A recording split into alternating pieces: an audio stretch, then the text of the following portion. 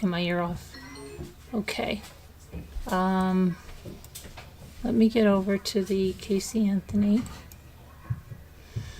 Somehow, let's see. I've got to cut my bangs tomorrow so I can get bangs again and they're not like Looney Tunes. My lips are so chapped. Okay. All right, let's see. Where's Casey Anthony? Casey Anthony. She's got to be over here. Okay. So, who remembers? Is there anybody that doesn't know Casey Anthony? I doubt it. Okay. And where's all of our redirects? Because a bunch of you are here. But Jen is the only one I see chatting so far. Okay. There's to Scooter. You tricked Sandy. How did I trick Sandy? What did I do?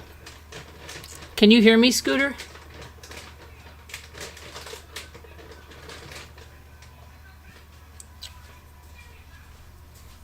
I blocked Sandy? No, I didn't. She was in there and she went to good night. Jimmy, can you lower that a little bit, please? Okay, so I think everybody's familiar with Casey Anthony. Now, there's some relevance because Casey Anthony's lawyer was Jose Baez. Jose Baez is representing Shanna Gardner, the lady from Stamping Up, the one that's going to be going to trial the end of August. Okay, this coming August, she's going to go to trial. Scooter, are you for real? Scooter's saying that I blocked Sandy, but I don't believe it. I didn't even touch the chat, Scooter, so there's no way that I blocked her at all. She said goodnight. Okay, so Casey Anthony obviously is a young woman who had a child named Caylee. Caylee went missing.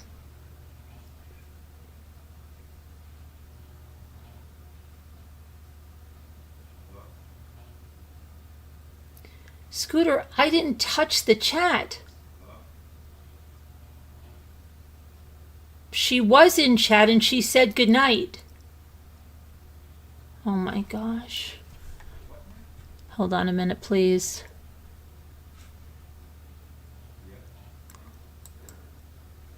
Well, I'm not going to be able to see the chat anyway right now. Okay, let me see. Message deleted. She's not deleted though. I don't know what happened. Her messages got deleted, but she's still there. She's not blocked. I don't know what happened. I didn't touch the chat unless I put something on my iPad and it did something. But she doesn't even know because she went to bed, so she'll be fine. Okay. She's not deleted. She's not hidden. She's still there. Because it'll say put user in timeout and stuff. So I can still do stuff to her. Hide user on this channel. So she's all good. Okay. I hope that didn't get rid of her comments everywhere. I'll be pissed if that did that. I will be so pissed.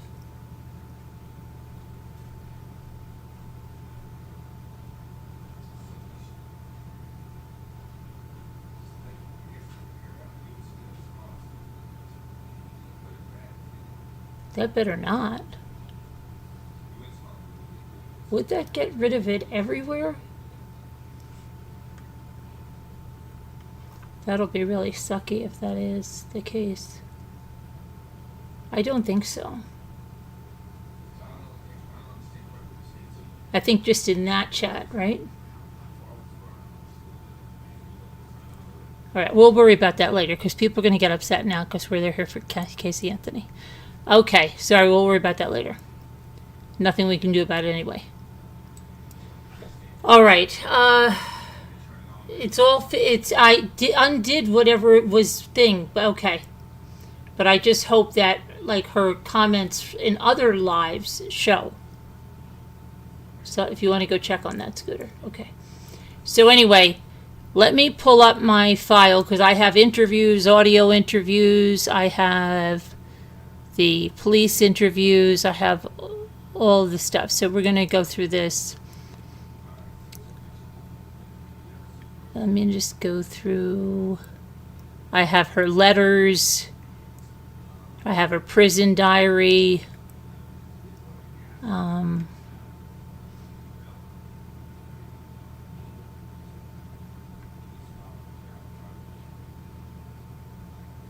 me just get the. Uh-oh.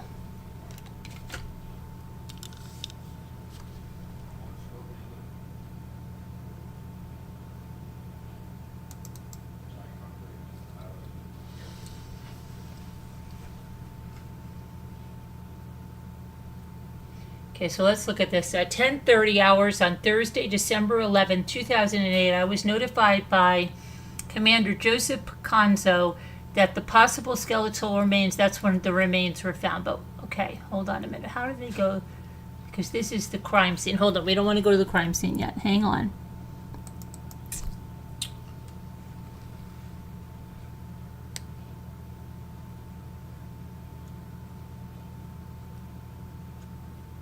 Now, what is this? 5/23/21. Casey Anthony was advised she was in a this is a verbal argument. That's much later. Hold on a minute. Okay, let's go to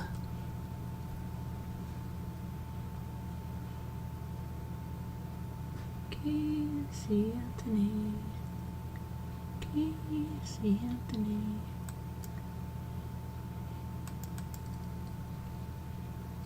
What is this?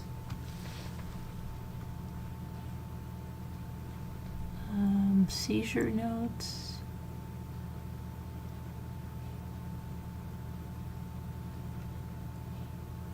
Okay, that's that. Let's go to jury foreman synopsis of the evidence against Casey Anthony. Hold on a second. That's crime scene. What is this? Is this? Let me see if this is it. Oh, it's gone. Okay, I'm going to go to something. Let's go to her first audio interview.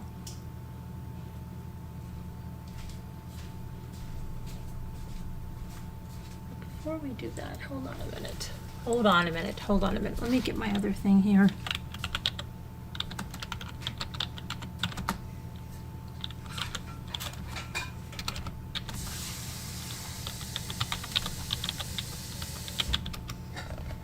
You got me all crazy, Scooter. You should block Sandy. Well, now I just hope I'm just worried that she got blocked in every single live I've ever had. Who, Sandy? Yeah, because I have to go back and check that now. Was she blocked? She's not blocked, is she? Well, she was, so I don't know if that's. You found out she was? Yeah, but I don't know now if that's going to block her in every single thing. Okay. What? I said, thank goodness for Scooter. Yeah, but now I'm all worried about it, and then I'm getting all thrown off what I'm doing here. No? Yeah, but now I'm all messed up. Oh, okay, calm down. Well, just move on, honey. She's but okay for this one, right? Worry about the rest of it later. Gather yourself. Yeah, I know. I love you. Oh, yeah. Hold on a second, guys. Trying to find my. Let's just go to. Honey, gather yourself and move on. I know. I'm trying to find the one document I'm trying to look for, and I can't find it right now. So I've got so many documents in here. Got the crime scene report. Okay. Let's just go with. I'm going to play the first audio interview, okay? The whole thing started July 15th of 2008. Cindy Anthony phoned the police to report that her 2-year-old granddaughter, Caylee, had been missing for a month, right? We all remember that call. With the world watching, that phone call set off a painstaking search for little Caylee. And she was lying to them, saying she worked at Universal and all this stuff. So I am going, and her car, Cindy said the car stunk. And they're like, what does the car smell like? And remember, she's like, it just smells horrible. It's got, and let's get to, I'm going to put the first audio on. And while the audio's on, I'm going to be looking for the other stuff that I need. So that way we are not being held up. So let me put on, this one is going to be, I'll put a graphic up there because this is going to be audio only of Casey. Hold on 1 second. Let me put her into my program so I can, let me open up my Premiere Elements, okay? And that way we can hear it better.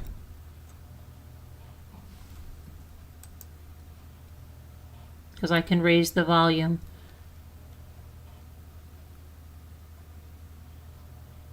So let's just open up, get yourself a drink, settle down, relax, put your feet up, get a nice cozy blanket, and just relax. My Premiere Elements is opening up. So in the meantime, Scooter, did you see that kid, that Dima, that he was found guilty in like 36 minutes? Did you see that today? Did you watch that today? Did you see the victim's impact statements? Did you see what he said to the judge at the end? Did you see when he tried to go up there and say something, what happened? Did you see any of that, Scooter? Did you see any of that, Scooter? Okay, let's see.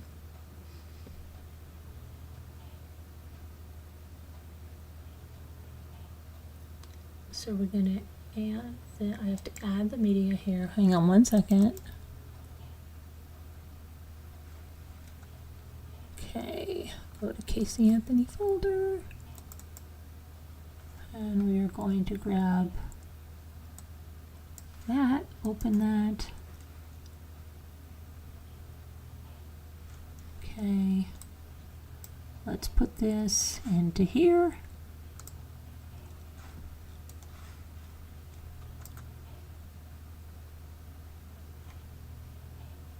And hold on, it's just loading up in the player.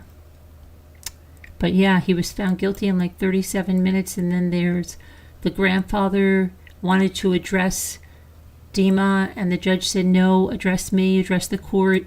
He couldn't understand why that was happening. Why couldn't he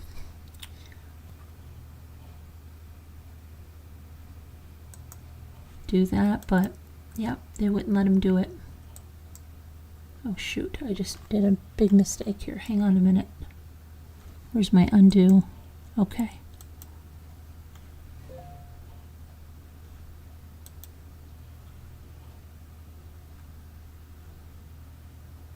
What the freak is going on? I just want to delete that. There we go. Okay, let me pull this over so that way I can at least look for what I'm looking for. This is the audio. Date right now is July 16th. Hold on, I'm just going to make sure the volume's all the way up for you guys. So I can make it, okay, July 16th. In 2008, it's about 13:20 hours. We're at Universal Studios. I'm here with Surgeon Allen. I'm here with Detective Happy Wells. Also here with Casey Anthony. And Casey, we talked earlier this morning, and we're working a case looking for your daughter Caylee. Is that correct? Yes. Okay. We came here to Universal Studios. We're sitting in a little conference room. Obviously the door isn't locked. We just closed it so we can have a little bit of privacy and talk to you. And a couple more questions came up we need to ask you about. Remember how I opened this whole thing in the morning? Yeah. By saying that, we need to get the complete truth and the snowball effect and how it goes? Okay. We're about halfway down that hill, 3/4 down that hill, and it's a pretty big snowball, which means that there's a lot of stuff going on right now. Mm-hmm. And I can tell you, just for a certainty, that everything you've told me so far has been a lie. I can tell you with a certainty, and let me explain why. Since I left you this morning, mm-hmm. I've gone to every address that you've told me. I've looked up every name. I've talked to every person that you wanted me to talk to or tried to. Mm-hmm. I've reached out. I've talked to your ex-boyfriend. I've talked to Amy. I've talked to Tony. I came over here. I've already talked to all the employees. Mm-hmm. I found out all these names that you're giving me are people that either never worked here or have been fired here for a long time ago. Okay, so where we are right now is in a position that doesn't look very good for you. Mm-hmm. And this is going to be your escape hatch, so to speak. Okay, this is going to be the point where you stop all the lies and you stop all the fibs and you tell us exactly what's going on. Mm-hmm. I'm just being straight with you. Because obviously I know and you know that everything you told me is a lie, correct? Not everything that I've told you. Okay, pretty much everything that you've told me, including where Caylee is right now. That I don't know where she is. Sure you do. And here's absolutely listen, do not know where she is. Let me explain something. Together, combined experience in this room, we all have about 30 years of doing this. Both myself and Sergeant John Allen worked for the homicide division for several years. We've dealt with several people. We've conducted thousands of interviews between the three of us. Happy's got 20 years, so just between the three of us, we've got several years. And I can tell you for a certainty that right now, looking at you, I know that everything that you've told me is a lie, including the fact that your child was last seen about a month ago, and that you don't know where she is. See, I'm very confident, just by having talked to you this short period of time, that you know where she is. I don't. You do. And here's the thing: we need to get past that, because we can sit here and go back and forth all day long about I don't, I do, I don't, I do. It's pretty obvious that with everything that you've told us, nothing has been the truth. You know where she is. Now, my question to you is this: we need to find Caylee. I understand that right now, Caylee may not be in very good shape. You understand what I'm saying? She may not be the way we or the way your family last remembers her. We need to find out from you where Caylee is. This right now is this is going so far downhill, and this has become such a mess that we need to end it. It's very simple. We just need to end it. I agree with you. I have no clue where she is. Sure you do. If I knew in any sense where she was, this wouldn't have happened at all. It wouldn't have happened whatsoever. This stuff about Zanny, the caretaker or the nanny taking care of him, it's the truth. It's not the truth, because it went to the apartment complex. There's no person that ever lived there by that name. The apartment's been vacant since March. That same apartment. Now, the apartment that you pointed out to me, the 2-story apartment, that's an old folks' home. It's right across the street from your ex-boyfriend's house, who you never mentioned. And you said you wrote the address down because it was across the street. That's a lie, because I've already talked to him, and we've already been by the house, and we've already looked at everything we need to look at over there. Mm-hmm. Everything you told us is a lie. Well, now there's a couple of ways that this goes. Right now, we can, I've never met you before, so I can look at you in one of a couple of ways. Mm-hmm. I can look at you as a person who's scared, who's concerned, and who's kind of afraid of what's going to happen because of something bad that happened before. Or we can look at you as cold, callous, and a monster who doesn't care, who's just trying to get away with something something bad that happened and trying to cover it up. Mm-hmm. It's going to be one of those two options. Now, from what I've already talked to you, okay, you seem like a very bright young lady. You don't seem like someone who has no education. Mm-hmm. All right. Now, what we have to do is we have to determine which way is this going to go. Are you a person who's scared about the consequences of what happened? Or are you scared about something that happened? Or are you really this cold, callous person who doesn't care about what happened? It's one of these two options. I'm scared that I don't know where my daughter is. See, I would not have put my entire family. Hold on. I want to ask you something. Yes, sir. Like you said, you seem like a pretty bright person. Okay, you're here willingly, right? You're here because you're here to try to help, right? Oh, absolutely. Your whole reason for talking to us is to try to help, right? Mm-hmm. Nobody's forced you to talk to us, right? No. You want us to. You're here because you called. You want us to help find your daughter, right? Mm-hmm. Now let me ask you something. I want you to put yourself in somebody else. Put yourself in my shoes for a minute, okay? Since you talked to him this morning in an attempt to try to help find your daughter, you've given him bad addresses, okay? You drove me all the way out here We walked from the gate back here on the way to your office, right? Okay? To an office that you don't have. We got all the way into the building, into the hallway out here before you finally says, well, I really don't have an office here. But up till then, we were walking to your office, right? Okay, so I mean, does any of this make sense to you? I understand how all of that sounds. No. Here's the problem with that, though. Here's the problem with that, okay? You can carry the weight of this around for a long time. It's not going to get any easier, okay?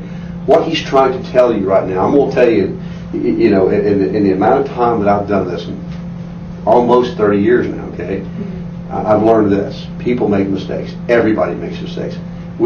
All the three of us have all made some mistakes in our lives. We've done some things we're not proud of, okay? But then there comes a point in time you either own up to it, you say you're sorry, you try to get past it, or you lie about it and you bury it, and you lie about it, you bury it, and you lie about it, and you bury it, and it just never, ever, ever, ever, ever goes away. Okay? That's it. Okay? Now, you know, I want you to stop and think about what's going on here. Okay? At this point, we could explain that you're afraid, you know, that you were ashamed of maybe something bad that happened. You were afraid maybe it would happen. But now that we're giving you this opportunity and you continue to lie and you continue to lie, then what happens at some point, it becomes, there's no excuse, there's no reason, there's no reasonable person to look at us and go, wow, this is a person who really just doesn't care. Okay? I mean, think about what we've done so far, okay? You say you call us because you want our help, you want us to find your daughter, okay? I'm calling you and I'm asking you for help. I'm asking you to help me find my child that's been gone now for a month, okay?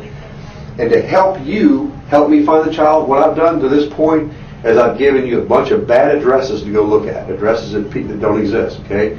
Then I take you to a place where I tell you that I work, okay? And I walk you past the security gate, okay, on the way to my office that I don't have, okay? You start to get the picture? Or do you understand where we're headed here? I understand. Okay? Now, you know, you're, by hiding this, by burying this, okay, you are not going to get yourself to a better place, okay? What you're going to do is you're going to cause everybody else around you to suffer, okay?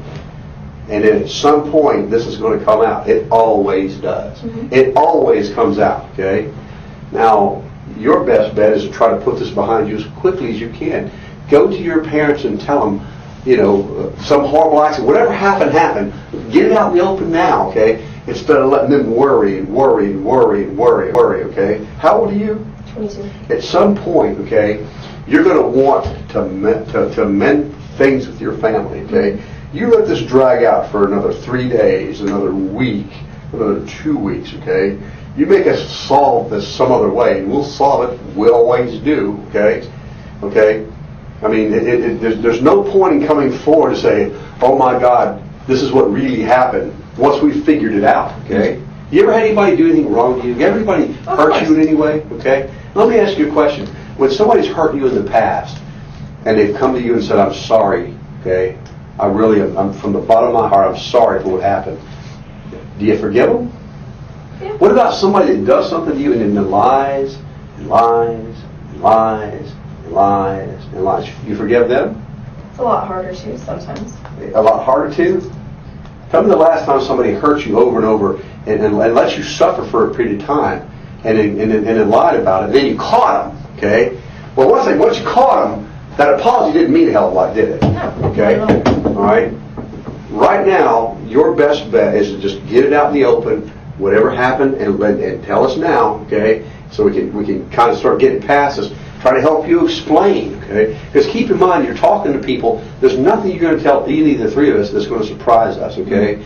I've had to sit down with mothers who rolled over in their babies accidentally. I've had to sit down with mothers whose kids have drowned in swimming pools. I've had to sit down with mothers who had boyfriends who beat their kids to death, who felt horrible about what happened, and I've had to go to them and help them try to explain to their families, okay? And then I've also had to deal with people who have done horrible, unspeakable things to children and then lied about it and lied about it and lied about it, okay? And I'll bet you somewhere in there I've probably dealt with somebody who maybe made a mistake, but continued to lie about it, that maybe they weren't such a bad person. But maybe the whole world didn't see it that way. Maybe their family didn't see it that way because they kept lying about it. And then when it finally came, and then months down the road, or days down the road, when they finally decided to come forward, okay, people were past it. You told me that you lied to me for the last time. I don't listen to what you have to say. Don't talk to me anymore, okay? We've had to we've had to go into court and try to help people explain situations. And we've had to go into court at times and say, the person just never said. They kept lying to us and kept lying to us and lying to us and lying to us. Okay, we're all human beings. Okay, you tell me. I mean, you're a smart person. Figure it out. Okay. So far, well, the only thing that we can say for sure at this point, okay, is that you have lied to him about all these things. You brought us here. Okay. All right. Now I want you to look at this from an outsider's perspective. Somebody somewhere down the road that we have to decide, how this all plays out. What would you do? How would you see that person? How would you see that person differently? You might see somebody, maybe a young mother who made a mistake and, maybe initially was afraid to tell the truth, but at some point came forward and said, horrible thing happened. I'm sorry. I feel terrible about it, but I have to tell you. The horrible thing that happened, and this is the honest to God's truth of everything that I've said, I do not know where she is. The last person that I saw her with is Zenaida. She's the last person that I've seen my daughter with. And see, here's the problem. And I think Sergeant Allen's trying to get to this, is that we know that's not the truth. We know. Listen. Is. We know that that's not true. That can't be the truth, because if that were the truth, everything you would have told us would have been on the money. The addresses you would have taken us would have been on the money. Everything else would have matched. If you had told us the truth, we wouldn't be here at Universal Studios at a place that you've been fired since 2006. When you trying to explain to us, you have an office and all that stuff. We wouldn't be here. So we know, and this is the part we need to get past. We already know that you're not telling us the truth. That you know what happened to Caylee, and you know where Caylee is. But here's what we're trying to get by, is that you fall into one of two categories, and I'm sure he explained it and I explained it. Is that if this is something an accident that happened, and no matter how you think people are going to look at you, they're going to look at you a lot worse if you continue showing that you're callous or not caring, and that you just show complete dispassion and disregard for human life. Or they can look at you as someone that, I can understand. I'm a young mother, or she's a young mother, first child, something horrible happened. She's thinking, oh my God, my life isn't going good right now. I already know my life is struggling. People don't see me in that great of a light. I know I got problems at home. I know I've got problems with friends. I know I got problems at work or lack of work. All of a sudden, something bad happens to my child, and people are going to think I'm just a devil. See, there's a difference between this person who makes a mistake and says, listen, I'm sorry. This is the reason I lied to you. This is the reason I was scared, compared to the person who might sit here and say, I have no idea what you're talking about. There's a big difference there. And I can tell you now that everything you told me is a lie. Everything that you've told me this morning, from Zenny, from the addresses, from Universal, from all these people that you've talked to, including people that you never told me who their names, and I found them and talked to them. Everything that you've told me this morning is a lie. Every single thing. There's one of two options right now. You need to tell me the truth, and we can work with that. Or if you continue down this path and continue lying, I can tell you that when this snowball gets to the bottom of the hill, the only person that's going to get hurt in it is you. That's not true. A lot of people around you will get hurt. Your a lot parents. of people are hurting right now. And you know what? One person put a stop to that. I've been trying. You haven't been trying. Wait a minute. Okay. Let's go through this again, okay? Stop me at the part that I say that's not true, okay? I want to go through this, and I want you to stop me at the part that isn't the truth, okay?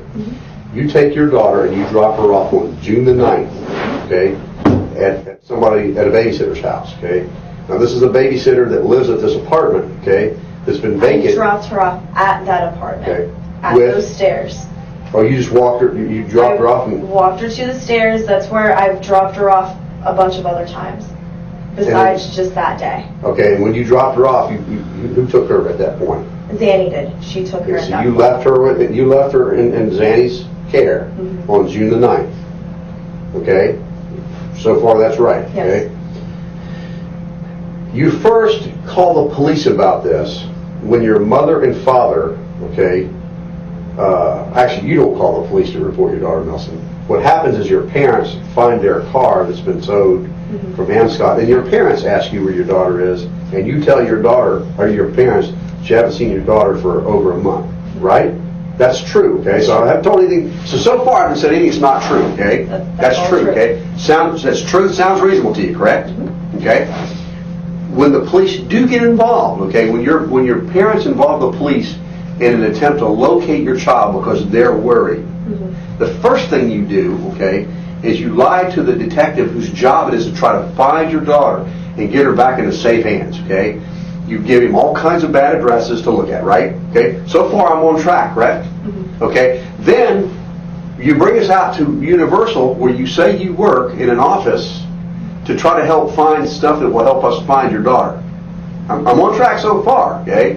And we get here, we walk all the way down the hall to where you tell us you don't really work here. You don't have an office here, okay? So far everything I've said is true, correct? Okay? Now that sounds reasonable to you, okay? I'm telling you this story. I'm saying to you, listen, I dropped my child off 5 weeks ago at the babysitter's house. She's just disappeared. Now I didn't call the police and tell them. Matter of fact, I made some attempts to locate her on my own, but I didn't really get the police involved or do anything like that, okay? And oh, by the way, I got my mom and dad's car towed, and then when my parents asked me what happened to my daughter, I told them I hadn't seen her in 5 weeks.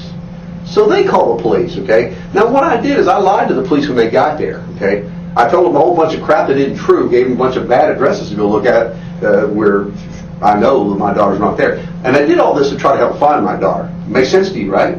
That makes sense to you?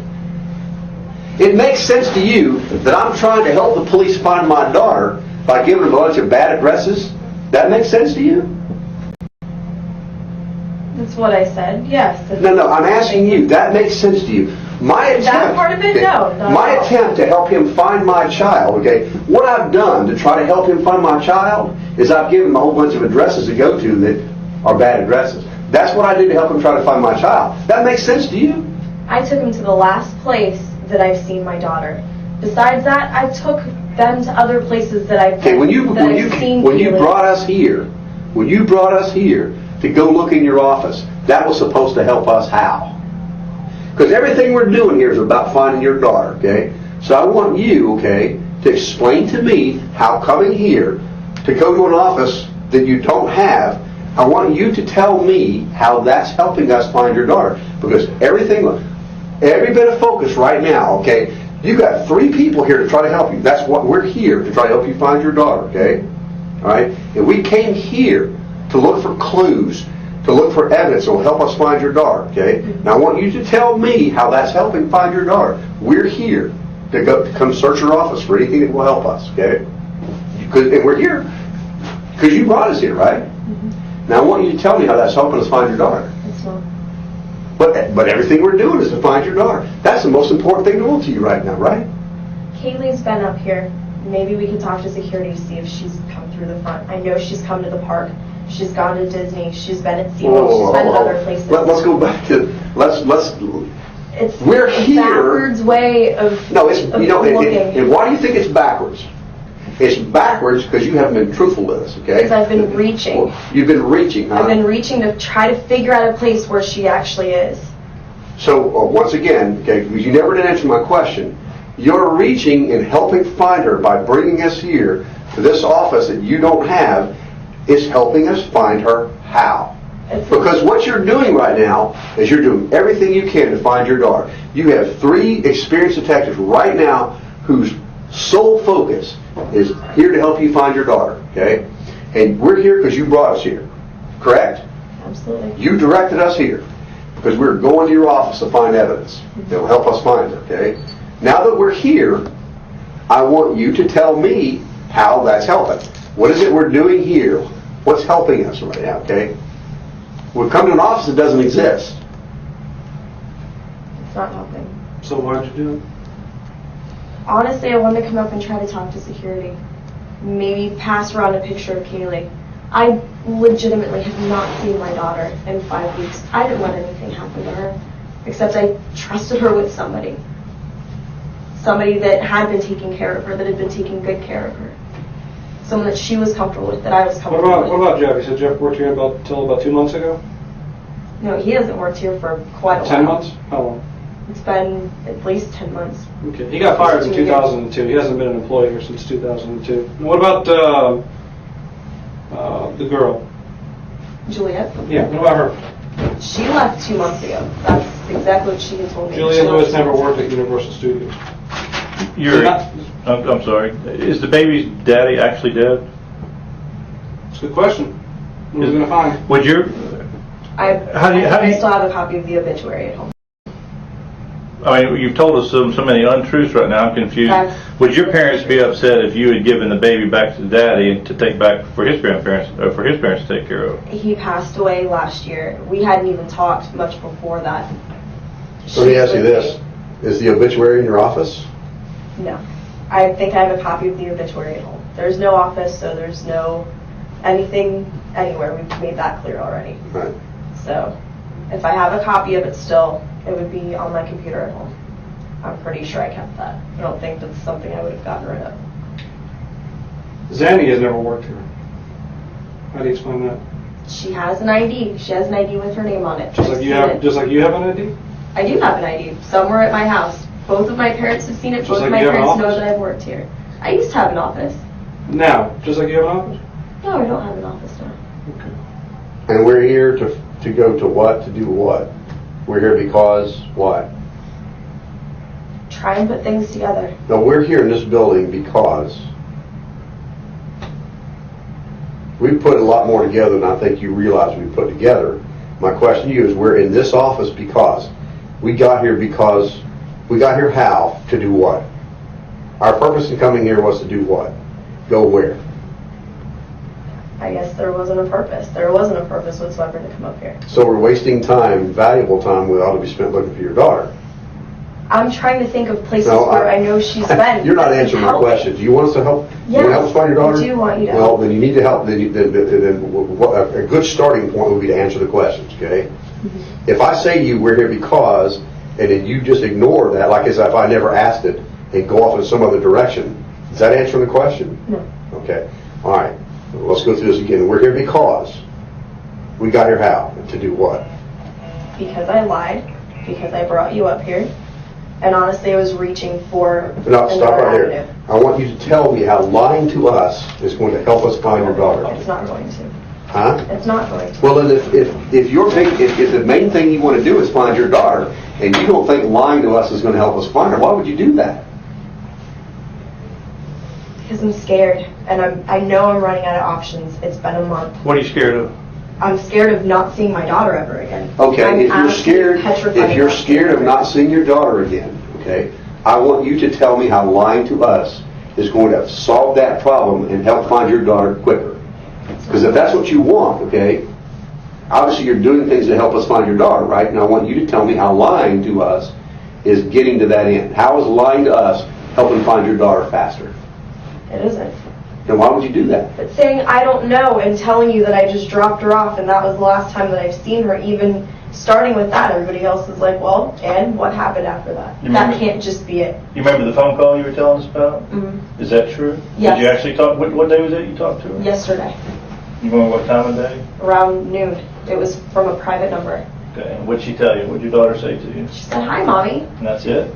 And she started telling me a story, talking to me about her shoes and books. It's And important that you tell me. I mean, maybe there's something in what she said that can help us figure out where she is. What did she say?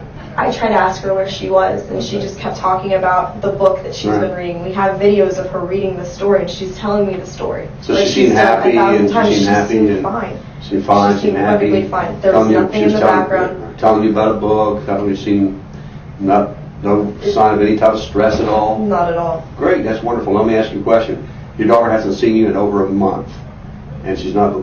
She was excited. She was excited, to talk to me. But at the same time, it's crazy that she didn't get upset when she talked to me. Which, it hadn't been my mom, Is that I know it another would have thing? been Is that another totally thing that different. makes sense to you?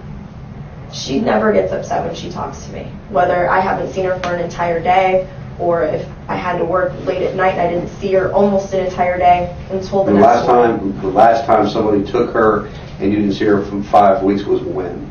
Never. Okay. Now, you haven't seen her in 5 weeks. She's not seen you in 5 weeks. No. Okay? She's been with this woman or somebody for 5 weeks. Hasn't been to her own home, hasn't seen her mother in 5 weeks. That didn't upset her. She was fine. She's talking about the book. I mean, is all that stuff you're saying true, She's right? always been like that, though. I don't understand how. Okay, but I'm getting back. Let's get back to you say this has never happened before. She's never not seen you for 5 weeks. But now after 5 weeks of not seeing her mother, not talking to her mother, okay? She finally talks to her mother for 5 weeks. You ask her where she is. You begin asking her these questions, and she just wants to talk about the book. She's happy. She's not worried. Doesn't seem upset. She's always like that. You can even ask my mom. She's the same Okay, let me way. go back to when was the last time you didn't see her for 5 weeks? When was the last time something like this happened where she was gone and you didn't see her for 5 weeks? The last time this happened was when? Never. Okay, so this is the first time, okay? This is the first time I've been away from her for more than a day. Okay. The first time you've ever been away from her for more than a day, and she wasn't the least bit upset No. when you talked to her on the phone. She wasn't the least bit upset when I talked She to her. went on about, she know I miss you, Mommy, none of that. She talked about, like you said, she talked about the book and all that stuff, right? That's it? And when I asked her to give the phone to another adult, to somebody else, she was fine. She was willing to do it, but the phone hung up. She doesn't hang up phones. I know. And that's the phone she called you on, your cell phone? Yes. Can I see that real quick? What are you doing? Now, if this is the first time she's ever been gone away from me for more than a day, I'm a parent too. I would have been just beside myself. I have been. I would have called the police immediately, and that's the part that I just don't understand. Well, I we've didn't know got so what many to do. resources out there that we could help on day one. You didn't know what to do. I didn't know what to do. At that point, I'm thinking, okay, they haven't been gone that long. Maybe I can find them. Maybe I can track them down. They That haven't been first gone day, They haven't been gone that long. That This is first- yesterday, right? no, that very first day that all of this happened, that I went to pick up Caylee and she wasn't there. Initially, my thought is that they went out to do something for a little bit. Maybe I just missed a phone call. Maybe I didn't get the call or the text message. Maybe something fell through the crack. That's happened before. But now All the time. right, I understand all that, okay? I want you to focus on what we're doing here, okay? All right? Because I want to make sure we get this right. After having not seen your daughter for 5 or heard from, or not knowing your daughter was for 5 weeks, she calls you on the phone. You have a conversation with her where she talks about the books and all this other stuff.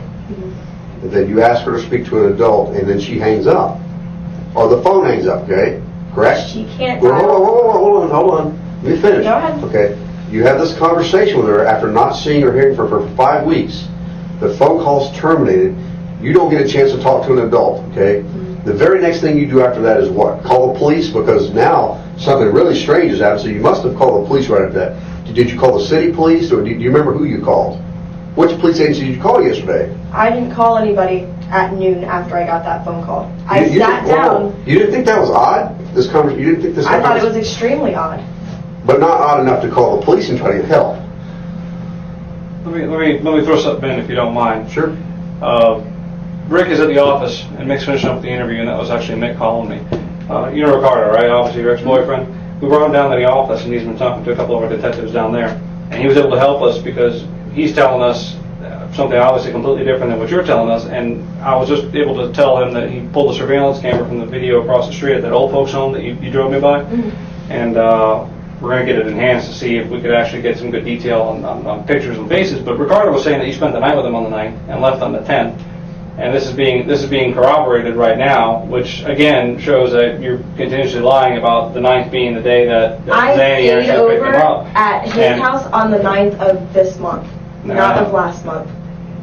I was not at his place the 9th of that month. So you stayed at your ex-boyfriend's house on the 9th of this month, when you're staying at your other boyfriend's house, Tony, the rest of the month? He'd been out of town, so staying over at another friend's place while he was gone. I wasn't staying at his apartment. I was staying with Amy and Ricardo and JP. JP and Ricardo own the house. So why didn't you tell us you were staying there? We drove right by the house this morning, didn't we, when we went to the, okay, and you're putting it at this old folks home, which is another lie, right? Because Annie never lived there. Am I correct? Okay, why were you pointing at this old folks home and saying Zanny lived there at one point when she didn't? Because she had gone there before. I'd seen her there. She went to the old folks home? Yes. But you never dropped your kid off to her at an old folks home. You never went into the old folks home and went to an apartment with her. No. Yet across the street from this old folks home, right there on Glenwood, is where Ricardo lives, with Amy and JP, all of whom are at our station talking to our detectives right now. So obviously, you know, we're not stupid, okay? And what you're doing right now is you're treating us like we're stupid, and which I take that, you know, to be a personal insult. I can't speak for them. Here's where it comes down to. None of us are sitting here believing what you're saying, because everything that's coming out of your mouth is a lie. Everything. And unless we start getting the truth, we're going to announce two possibilities with Caylee. Either you gave Caylee to someone and you don't want anyone to find out because you think you're a bad mom, or something happened to Caylee and Kaylee's buried somewhere or in a trash can somewhere, and you had something to do with it. Either way right now is not a very pretty picture to be painting. Either way right now, with everything that you're telling us, you're painting yourself as a very bad person. Your family's going to suffer for this. Your friends are going to suffer for this. And remember what I told you about all these people coming out? They're going to crucify you for this because of all the lies that you've been telling us. We need to stop that right now. Everything you've told us is a lie. You're looking me in the eyes. You're looking at everything you told us is a lie. Every single thing. And you can't keep sitting here and telling us the same thing and getting constantly over and over and over again. We're disproving everything that you're telling us. You're telling us that you've lied to us. You're telling us you're giving us misinformation. Everything you're telling us. Okay? It needs to end. The truthful thing is that I have not seen my daughter. The last time that I saw her was on the 9th of June. And what happened to Caylee? I don't know. Sure you do. I don't know. Something happened to Caylee. We're not going to discuss whether the last time you saw her. I'm guessing something bad happened to her some time ago and you haven't seen her. So that part is true if you say you haven't seen her, because she's somewhere else right now. She's either someone else. No, she's either in a dumpster right now. She's buried somewhere. She's out there somewhere, and her rotten body is starting to decompose because of what you're telling us. And here's the problem. The longer this goes, the worse it's going to be for everyone. Everyone. The worse it's going to be for everyone. Right now, everything you've told us, we've locked you into a lie. Every single thing that you've told us has been a lie. We're proving all that. Now, right now, it's going to be one of two things. Either we find Caylee a lie, which is going to help you out extremely by telling us the truth, or we find Caylee not a lie, which, if you start telling us the truth, might still paint you in a better picture. But here's where it needs to end. Here's where the truth needs to come out, okay? No more lies, no more bull coming out of your mouth. We've been very respectful. We're taking our time and talking to you. But we're tired of the lies. No more lies. What happened to Caylee? I don't know. You do know. What happened to Caylee? I don't know where she is. That is the God's honest truth. Where was she the last time that you put her somewhere? Where was she? The last time I saw her was on those steps at that apartment that I took you to this morning. The same apartment that I took the other officers to last night. But you didn't give her to anyone. You didn't give her to anyone while you were there. See, we're pulling. No, because listen to me. We're even pulling surveillance video from an apartment complex, and they have to keep this by law for several days, okay? And we're not seeing you over there. We're not seeing you there at all that day. Do you think that we're stupid and we're not going to do all this stuff? Okay, we're not seeing you there. So now, if you're not there and you're not being seen there, and somebody's already saying that you're not there, and everything else you've told us is a lie, that's telling me. Remember we had those two people that we were talking about, the person who had an accident or made a bad decision, and a person who's just a cold-blooded, callous monster? That's telling me that you are the second person, this cold-blooded, callous monster who doesn't care and doesn't want to help because she's afraid that something so heinous happened that everyone's going to look at her and say, she's a monster, she deserves to go away, she deserves to never see the light of day, this bad thing should happen to her. I don't want to believe that right now, but you're giving me no choice.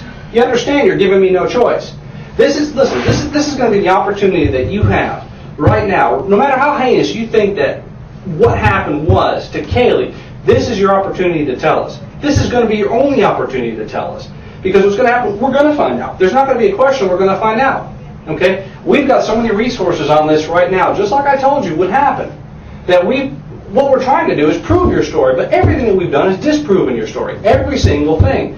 Everything you've told us, we've shown you have lied about it. Casey has lied about it, and we're looking for your child. We got to throw these lies out, okay? All these lies are out. We know that everything you told us is a lie. Tell us what happened to Caylee.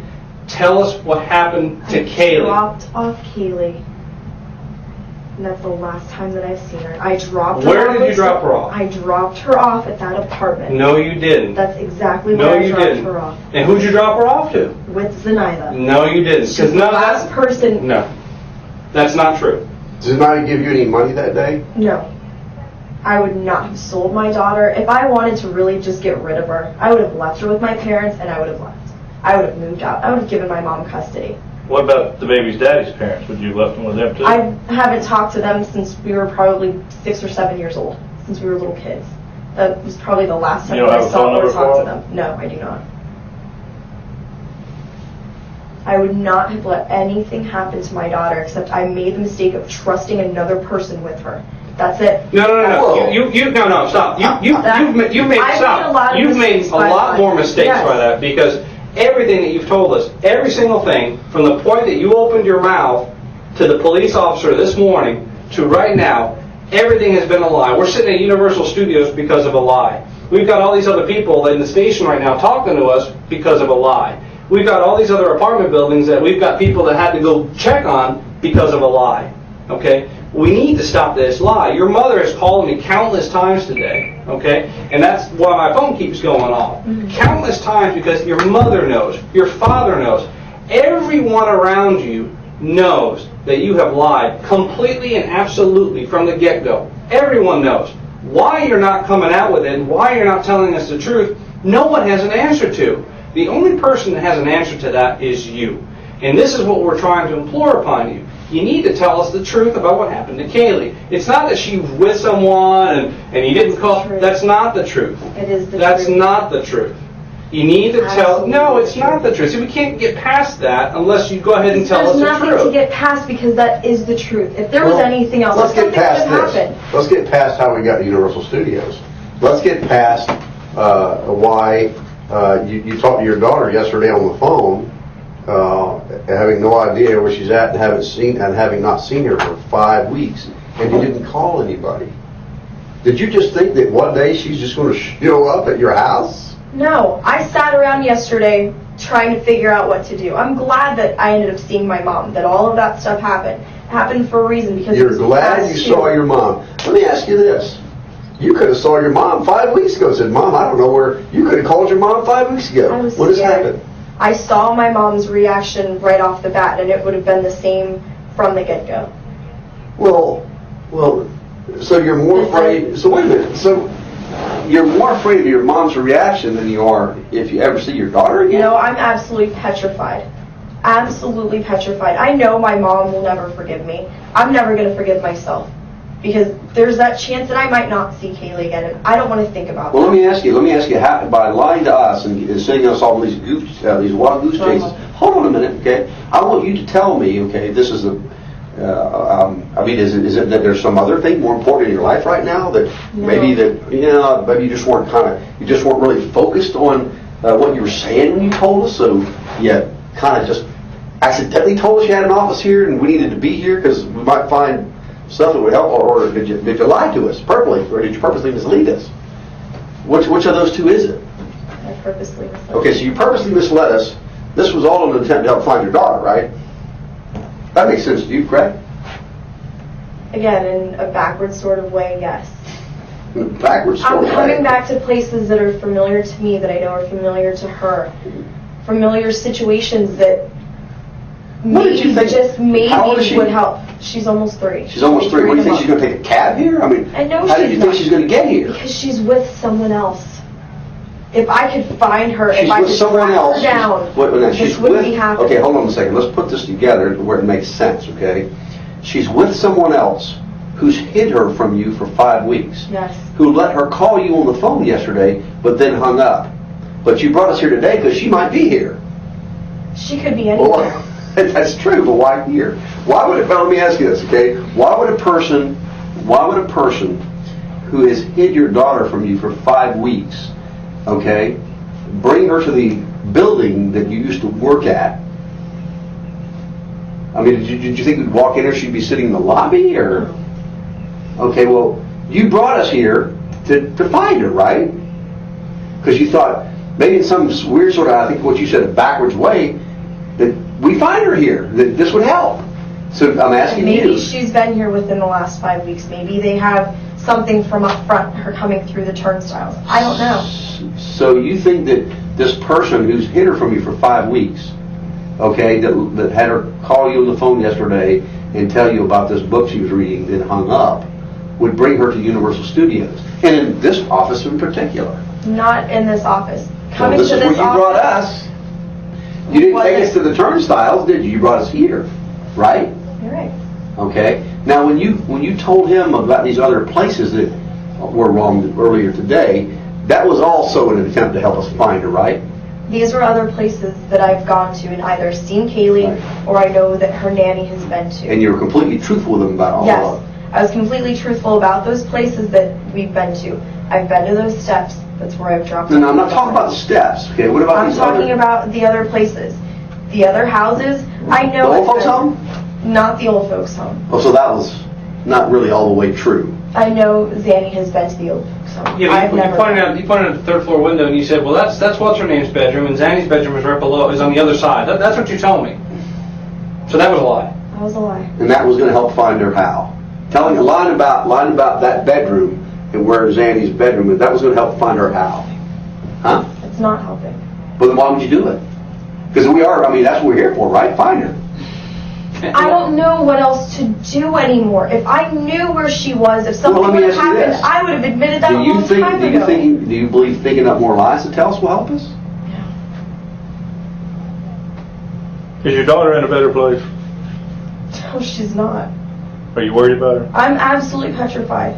If she was with her family right now, she'd be in the best place. She's not.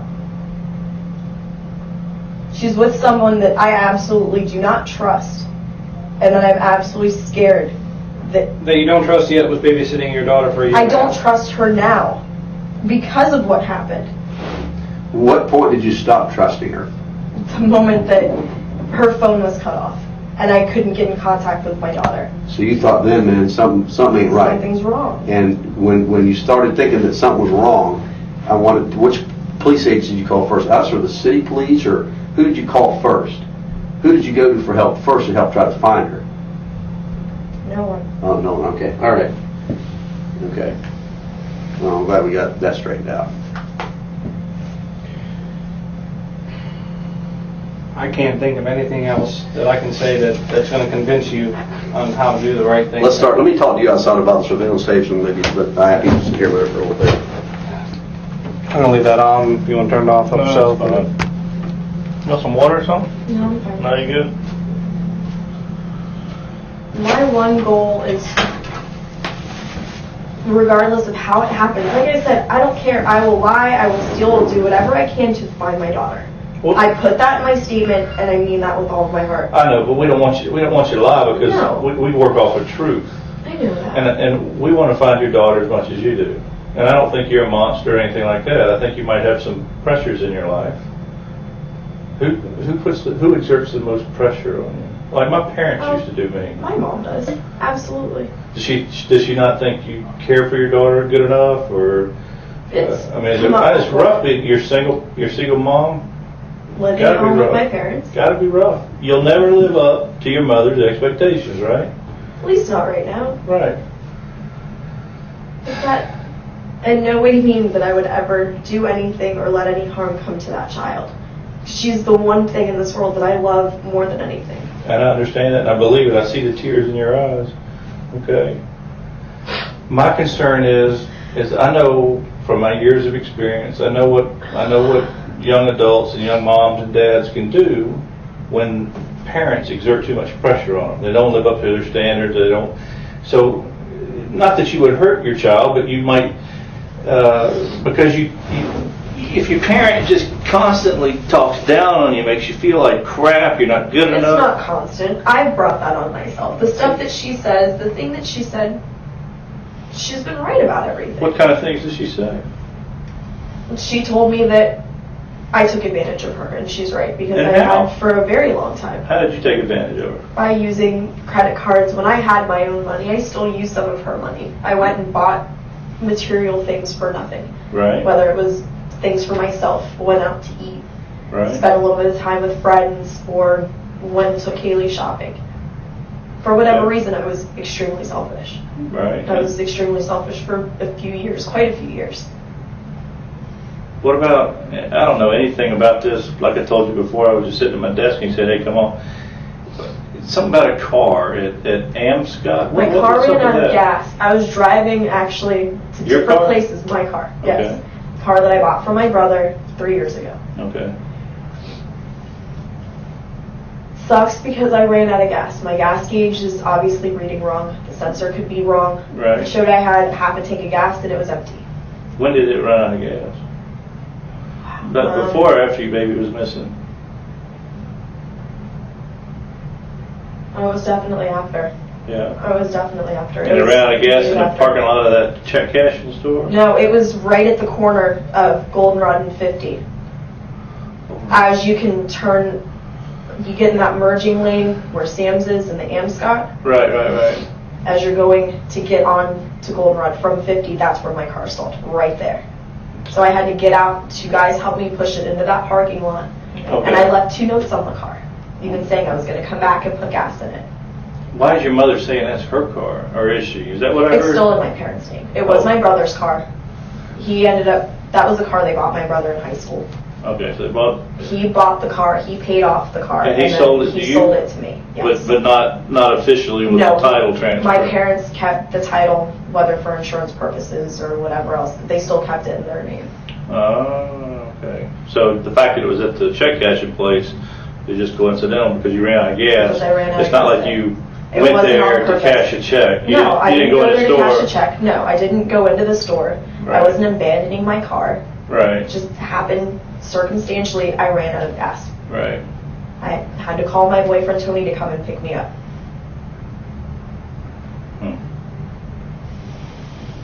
Wow. If you were in our shoes, what could we do to help you find your child? I don't know. What more can we do? Do you have a computer at home? Mm-hmm. Did you ever send, what's the nanny's name? Zenaida. Did you ever send her any emails, or Her did she email ever? accounts bounced back. I've tried twice. I But tried she twice does- this has morning. have She you- had email.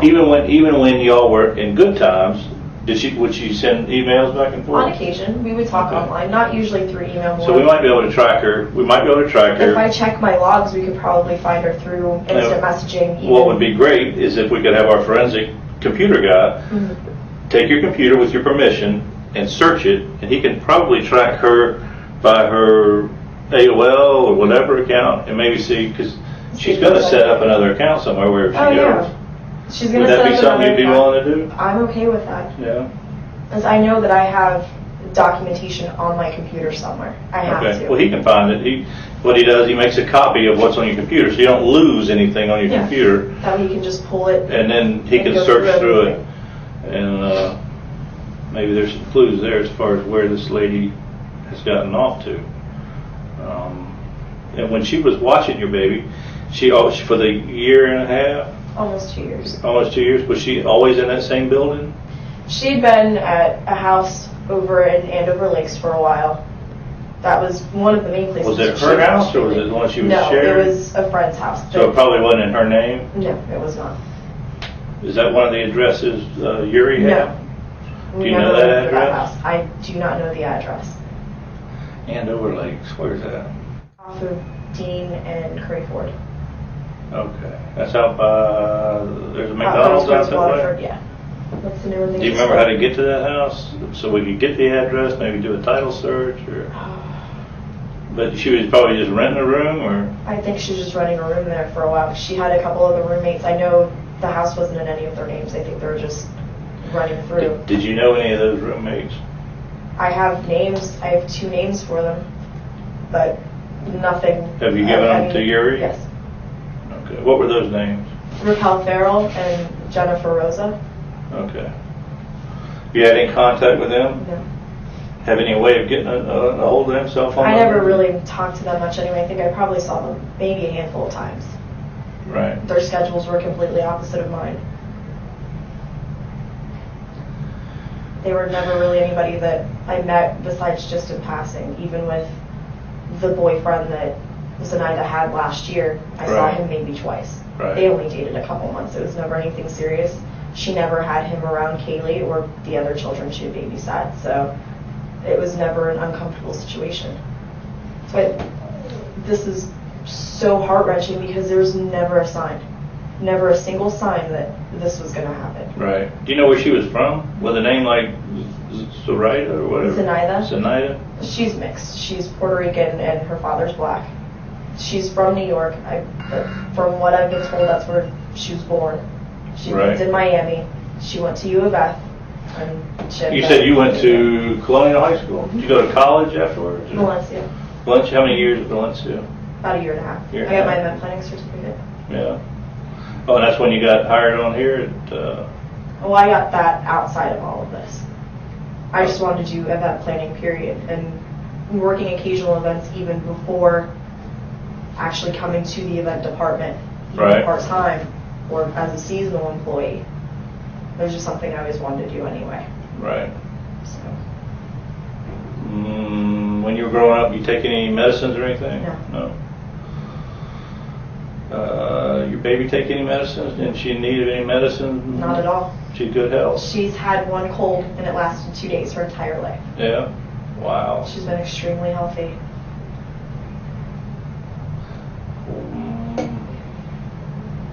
Pediatrician. Who's your baby's pediatrician? Dr. Silva. Did these chairs aren't very comfortable. Get to lean way back. Exactly, I'm not comfortable alone. I feel like I'm leaning way back. Did the nanny ever take No. baby to the doctor? The only people that were on the list was myself and both of my parents. And my dad had come with me to a couple of visits. My mom, I think, came to one. It was usually just Caylee and I.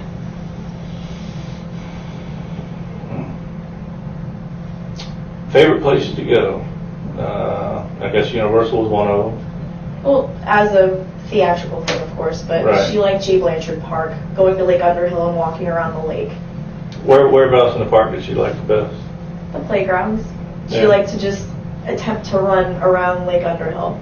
She liked to go and walk the big trail at J. Blanchard Park. The Yes, trail. that's a big trail. She loved that. Oh, yeah. Yeah, we just finished walking that trail. That's where the jogger was killed, I believe. Mm-hmm. It's a pretty park. My mom didn't want me going out there to run for that reason. Yeah. She didn't even want me running on the outside of our neighborhood around Chickasaw for the longest time because of that. I'm trying to think, when you pull into the park, is the playground off to the right if you're looking up the creek or the river? Playgrounds. Which one did she play at? She's played at both of them, but usually the bigger one that's down towards where the Y is. Right. That's the one she liked the most? Yeah. Because there's more things to climb on, and for her to run around, there's usually a lot more little kids. Yeah. So, and there's swings. When was the last time she was there? The last time I know that she was there was the end of May. I took her in April a couple times. I've taken her a few times myself this year. The last time that I know that she went with someone other than myself was the end of May. End of May. And you last saw her June the 9th? Monday.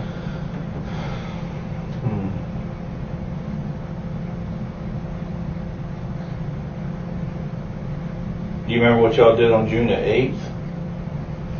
I can't think of what I did, but anything significant?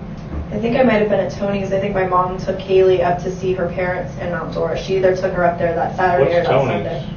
It's my boyfriend's apartment. Oh, okay. Mount Dora. It's just north of Apopka. Yeah. So that was like a day visit? For my parents, or for my mom, yeah. When my mom goes up there, even just by herself or with my dad, or if I go up there with her, it's usually just... Your mom will go, that's your current boyfriend, right? Mm-hmm. Is that what you said? Mm-hmm. So your mom will go there and she likes him? My mom will go up to Mount Dora to see her parents. Oh, okay. And your boyfriend just happens to live up there too? They're not... No, he lives off of University. Oh. Okay, I got you. So your baby went up there with your mom to see her parents? See her great-grandparents. Yeah. How old are they? Wow, my grandfather's, I think, 88, maybe. Wow. And my grandmother's probably 82, 83. Hang on a second. Hey, I'm an interview, Meg.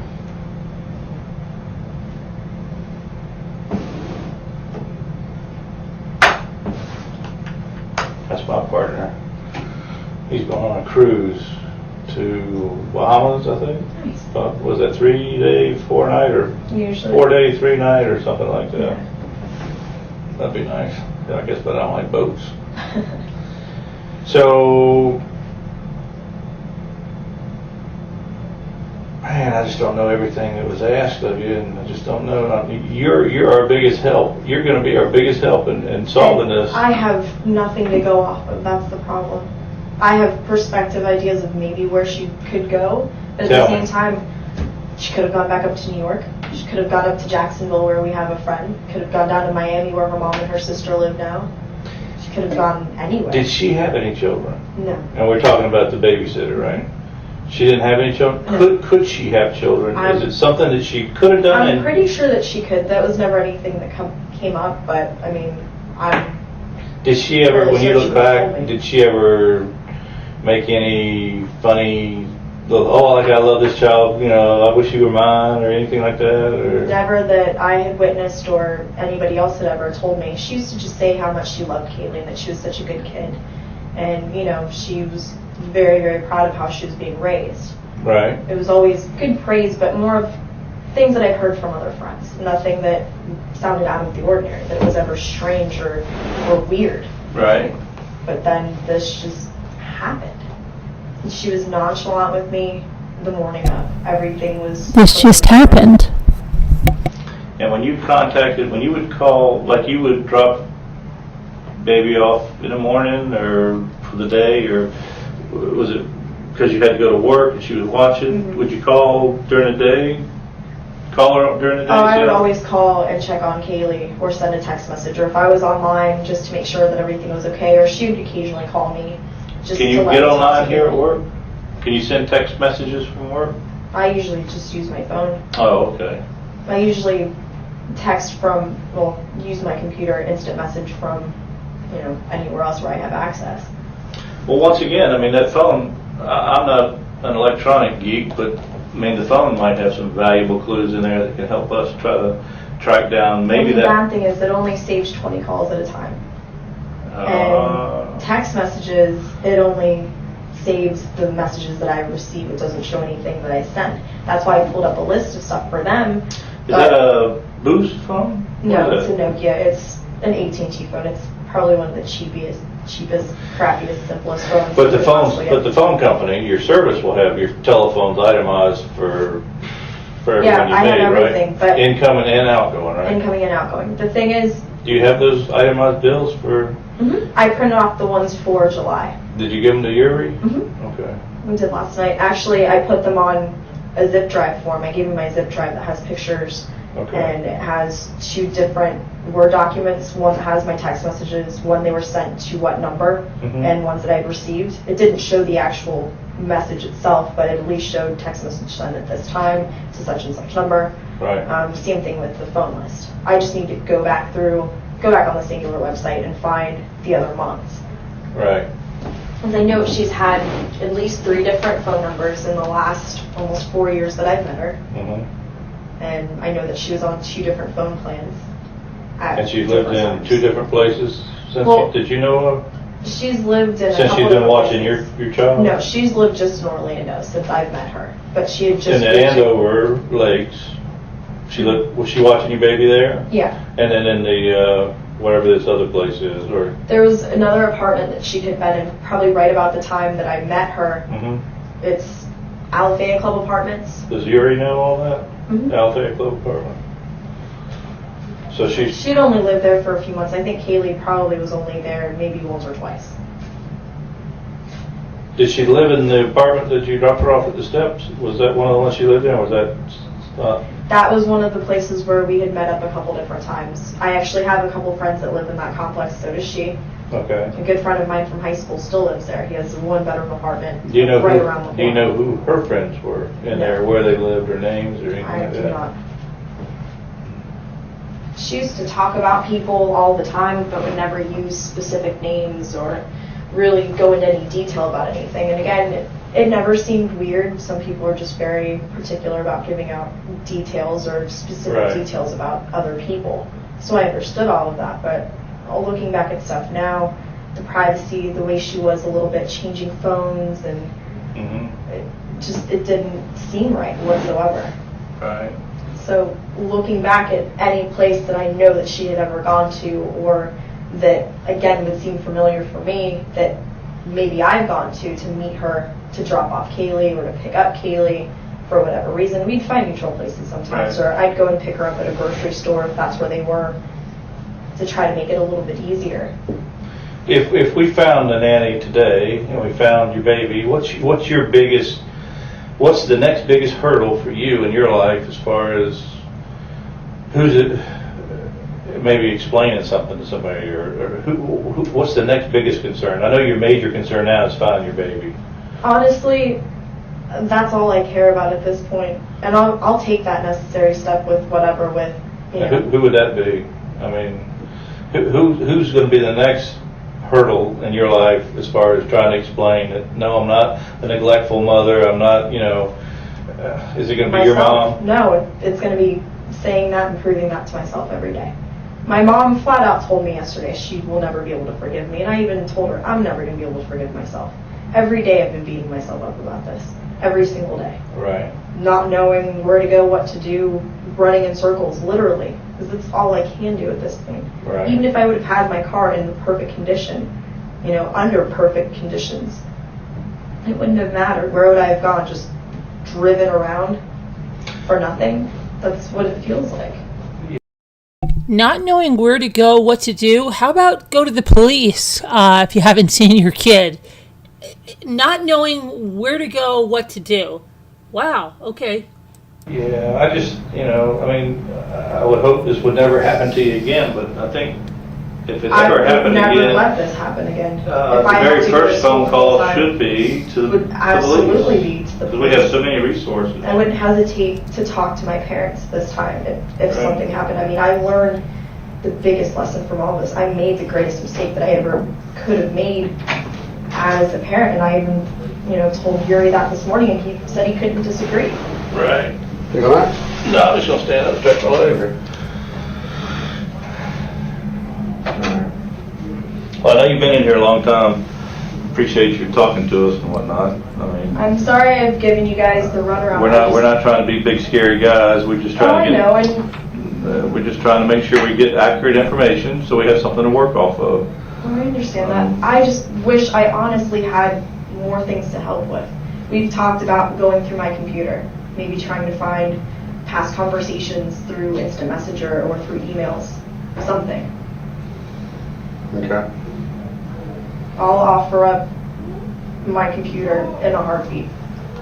Just like with my phone logs and everything else, anything that could possibly help. That's why we've set up websites and have been making phone calls and trying to get a hold of people.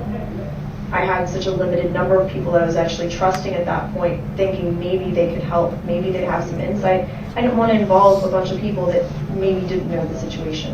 We wouldn't want to trouble I'm them. not calling you guys right off the bat. I understand all of that. It's the biggest slap in the face, and I did that. She's so concerned about, what if she troubles some people that are not involved in this, or bothers some people?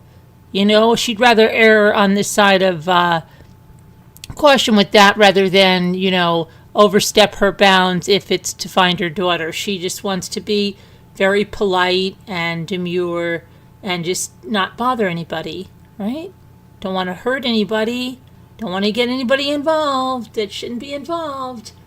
I realized then in hindsight that was wrong. To myself, but the worst of all, I've done this to my daughter by allowing her to still be with someone else. Yeah, that's true. You're right about that. By failing to notify somebody, right? I'm glad you acknowledged that. But by failing to notify somebody, you put your daughter at greater risk. Even bigger risk. You put your daughter in terrible danger by just letting this drag out for 5 weeks and not telling anybody. That's you're right. I'm not going to argue with you there. No. Okay. You want to head back to the office and Yeah. get outside? I want to bring this Zenaida up on the. I'm going to put that name in David to see what we get. Better take a look, make sure we're. Both of my parents were even saying to try to figure out other names if she went by something else. Let me just go ahead because this is still running. I noticed it. Raise your right hand for me. Just like this morning. Yes. You swear everything you told me is the truth now about the lies and everything else? Okay. Okay, that's the first part of the audio. Now, hold on a minute, because I want to just, hold on a minute.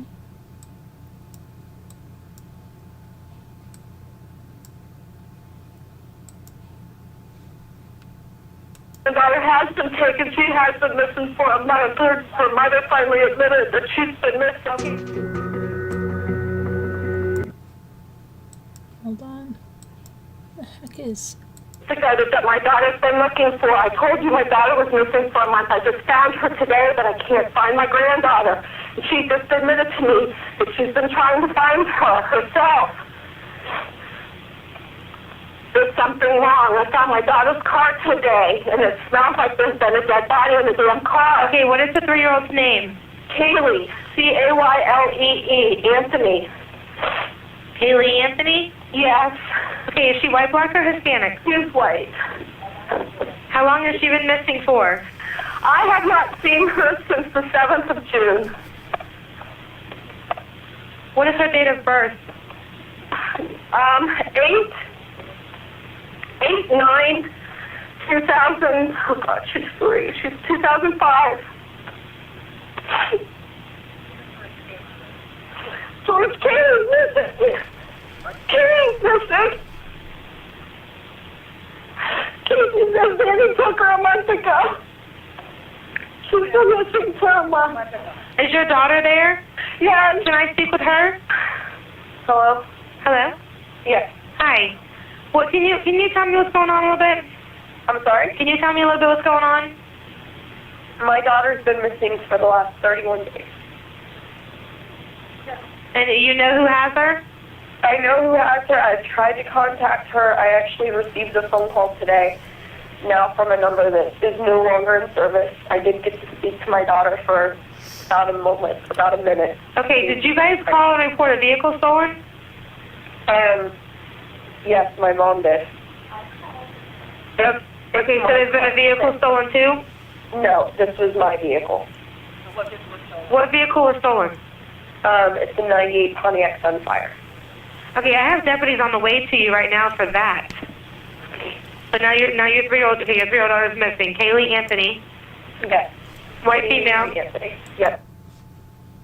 White female. 3 years old, 8/9/2005, her date of birth, Yes. and you last saw her a month ago? 31 days. From 31 days. Why are you calling now? Why didn't you call 31 days ago? I've been looking for her and have gone through other resources to try to find her, which was stupid. Which was stupid. You think so? You think it was stupid? I don't know. Okay, let's hold on a minute. Let me get the. Where the heck? Is this the one I just? This was her arrest report on July 15th, 2008. 45 hours, I was notified about a missing child, later identified as Caylee Anthony, 2 years old. Okay, and then it says, I'm just going to get, the reason she was reporting it tonight was because her mother, Cynthia Anthony, insisted on calling the police after the defendant told her she hadn't seen the child for over a month. Cynthia found the defendant and brought her home. After the car the defendant was driving was found abandoned and towed several days ago, deputies had gone to the address and met with management, who told them the apartment the defendant showed them had been vacant for 142 days. I briefed my supervisor and responded to begin my investigation. I first met with the defendant inside the residence and spoke with her alone and away from other family members. Before asking for a recorded statement, I reviewed her original 4-page written sworn statement and asked if this was her version of what happened. She said it was. I told her that the incident was very suspicious and her version is suspect. I gave her an opportunity to tell me something different, but she claimed her written version was true and accurate. I then conducted a recorded interview of the defendant in her presence with her knowledge. The defendant lived at that address until June 9th. On June 9th, she left with her daughter, Caylee, to go to work. That was between 9 and 1300 hours. En route, she says she stopped by and met with Zenaida Gonzalez, who babysits Caylee. Okay, we heard all this, okay? The whole crap she puts up there. And,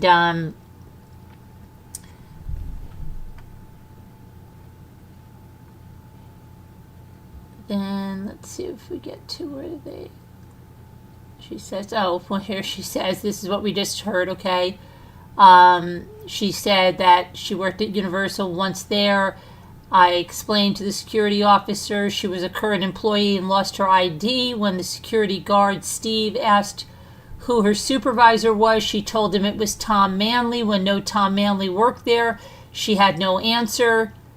Okay, so then they found the conference room and they did the interview that we just saw. Heard, I'm sorry. And so let's go to the other part of the interview. Let me see, this is her written statement. Yeah, let's look at her written statement okay. Casey wrote this. On Monday, June 9th, 2008, between 9 and 1, I, Casey Anthony, took my daughter, Caylee Marie Anthony, to her nanny's apartment. Caylee will be 3 years old on August 9th, 2008. She was born on August 9th, 2005. Caylee is about 3 feet tall, white female with shoulder-length, light brown hair. She has dark hazel eyes, brown/green, and a small birthmark on her left shoulder. On the day of her disappearance, Caylee was wearing a pink shirt with jean shorts, white sneakers, and her hair was pulled back in a ponytail. On Monday, June 9th, 2008, between 9 and 1, I took Caylee to the Sawgrass Apartments located on Conway Road. Caylee's nanny, Zenaida Fernandez Gonzalez, has watched her for the past year and the year and a half to 2 years.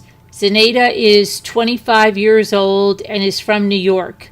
She is roughly 5 foot 7 inches tall, 140 pounds. She has dark brown curly hair, dark brown eyes. Zenaida's birthday's in September. I met Zenaida through a mutual friend, Jeffrey Michael Hopkins. She loves putting people's middle names in there too, you know. She had watched his son, Zachary Hopkins, for about 6 months to a year. I met Zenaida in 2004 around Christmas on the date listed above, June 9th, 2008. After dropping Caylee off at Zenaida's apartment, I proceeded to head to my place of employment, Universal Studios Orlando. I have worked at Universal for over 4 years, since June of 2004. I left work around 5 p.m. and went back to the apartment to pick up my daughter. However, after reaching the apartment, I realized that neither Zenaida, Caylee, or either of her 2 roommates were home. I have briefly met Rachel Farrell and Jennifer Rosa on various occasions. After calling Zenaida to see where she and Caylee were and when they were coming home, I waited outside of the apartment. I had called Zenaida earlier that morning prior to bringing Caylee over for the afternoon, and when I called her that afternoon, her phone was no longer in service. The hours passed, and around 7 p.m., I left the apartment and headed to familiar places that Zenaida would go with Caylee. Never once thought to call the police, right? One of Caylee's favorite places is Blanchard Park. I spent the rest of that evening pacing and worrying, never calling the police, never calling her parents, at one of the few places I felt at home, my boyfriend Anthony Lazara's apartment. For the past 4 weeks since Caylee's disappearance, I have stayed at Anthony's apartment. I have spent every day since Monday, June 9th, looking for my daughter, never once calling the police, never letting my family know, never putting up flyers, never going to the media, never publicizing that my daughter is missing. I have lied and stolen from my friends and family to do whatever I could by any means to find my daughter, except call the police or call any resources, FBI. I avoided calling the police or even notifying my own family out of fear. Fear of what? I have been and still am afraid of what had or may happen to Caylee. Yeah, but doing nothing is not going to help her. I have not had any contact with Zenaida since June 12th. I received a quick call from Zenaida. No, not once have I been able to ask her for my daughter or gain any information on where I can find her. Every day I have gone to malls, parks, any place I could remember Zenaida taking Caylee.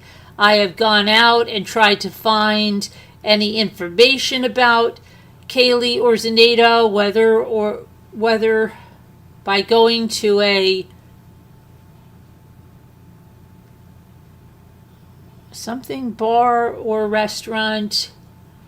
I have contacted Jeff Hopkins on several occasions to see if he has heard from or seen Zenaida. Jeff's currently is living in Jackson, Florida. On Tuesday, July 15th, around 12 p.m., I received a phone call from my daughter, Caylee. Okay, she received a phone call, right? Today was the first day I have heard her voice in over 4 weeks.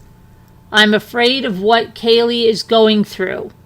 After 31 days, I know that the only thing that matters is getting my daughter back. With many and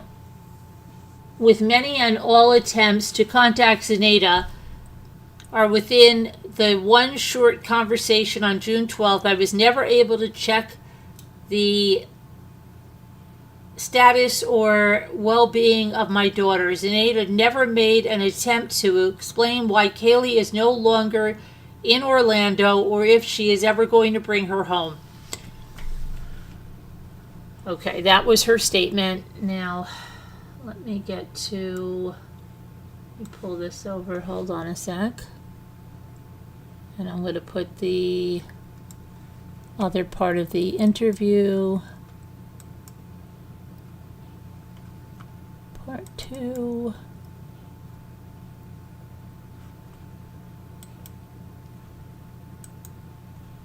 Okay, this is...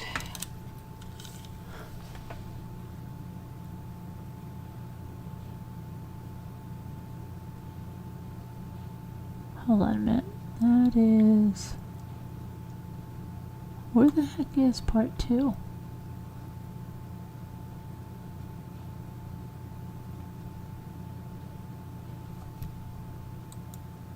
I don't think I added that. It's right here. Let me see. So this one is the one we're looking for.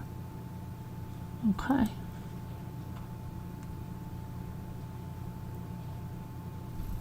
Go all the way back here. Where the heck did it go?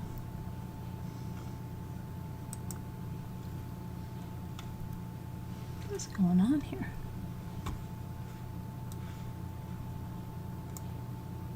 Okay, there it is. And let me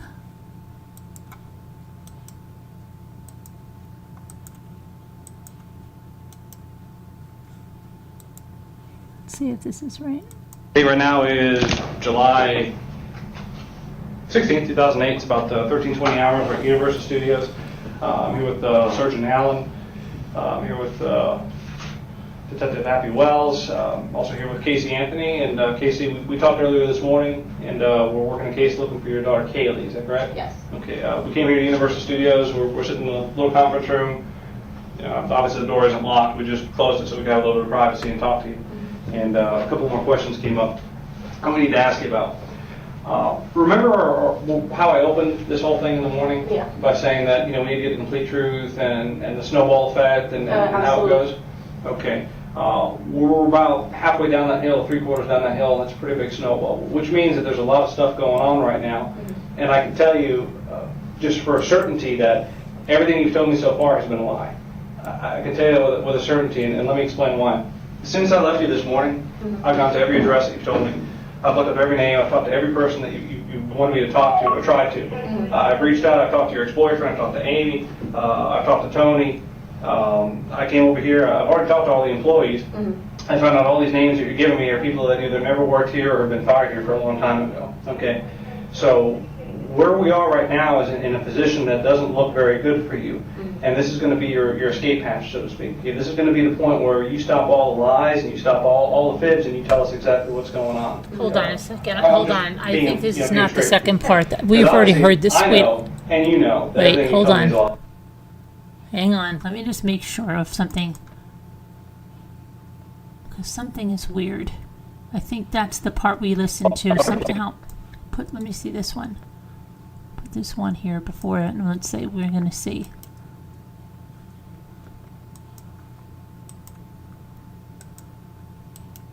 Okay. Let's see. And you're saying that everything contained in these statements are true and accurate? Yes. Also, before I turned on the recorder, I gave you a chance because I wanted to explain what happens. Hold on, I want to raise the volume. This is it. The day right now is July 16, 2008. The time right now is 04:11 hours. I'm Detective Mellish with the Orange County Sheriff's Office. Present here at 4937 Hope Spring Drive. I reference Orange County case number 08-069208. I am with Casey Anthony, is that correct? Yes. And Casey, please state your birthday for me. 03/19/1986. Okay. Casey, you understand this is being recorded? Yes. Do you have any objection to that? No. We might have listened Casey, to I part got called two here first.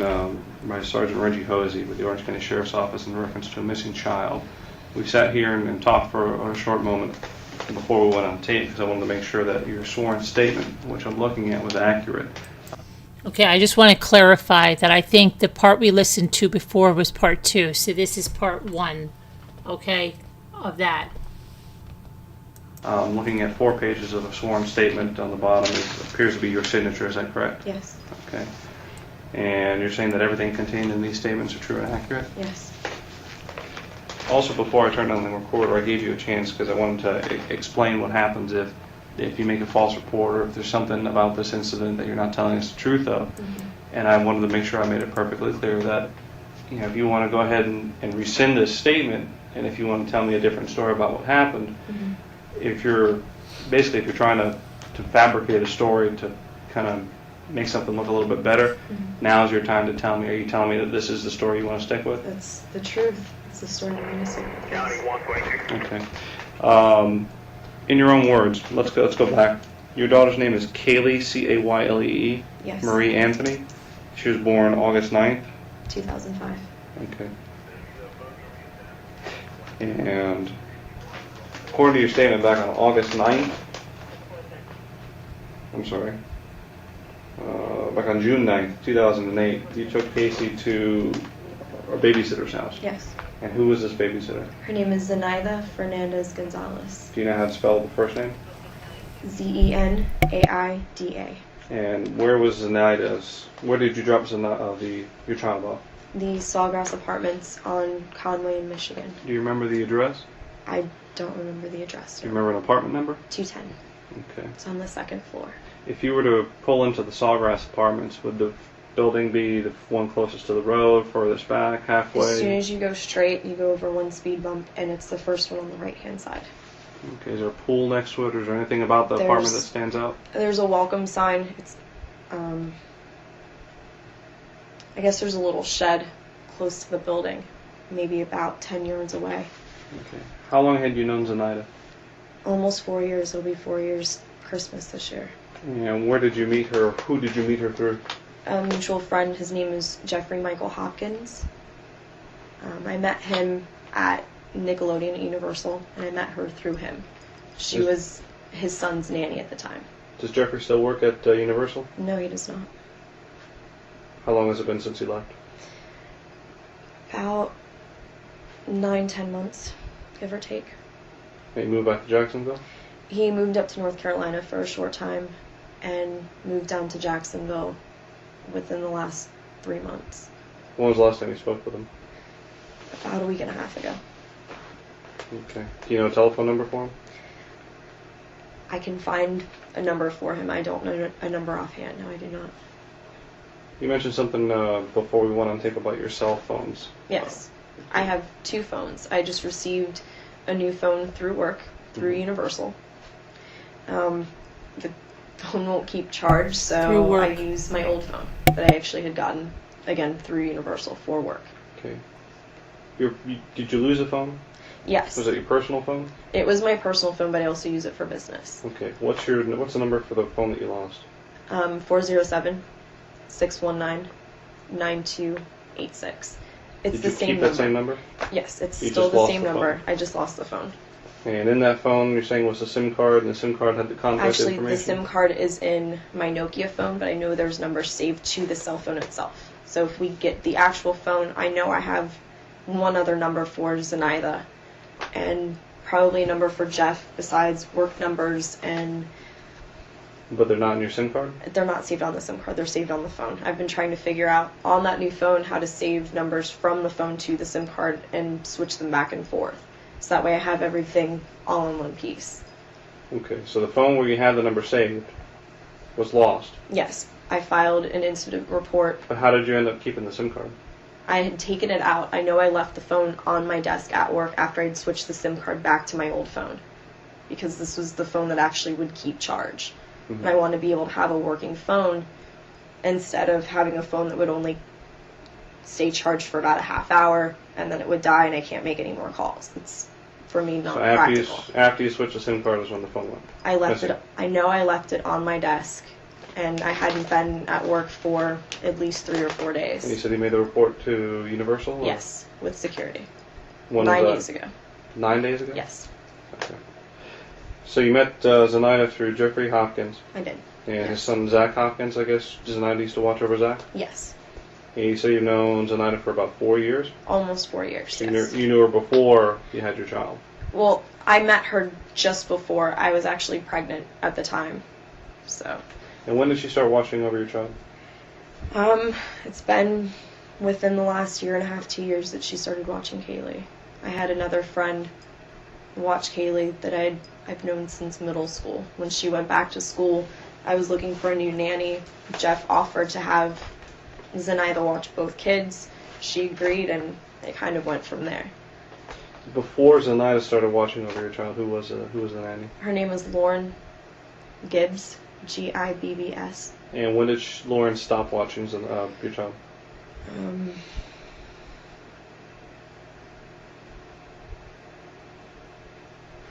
Maybe April of 2006.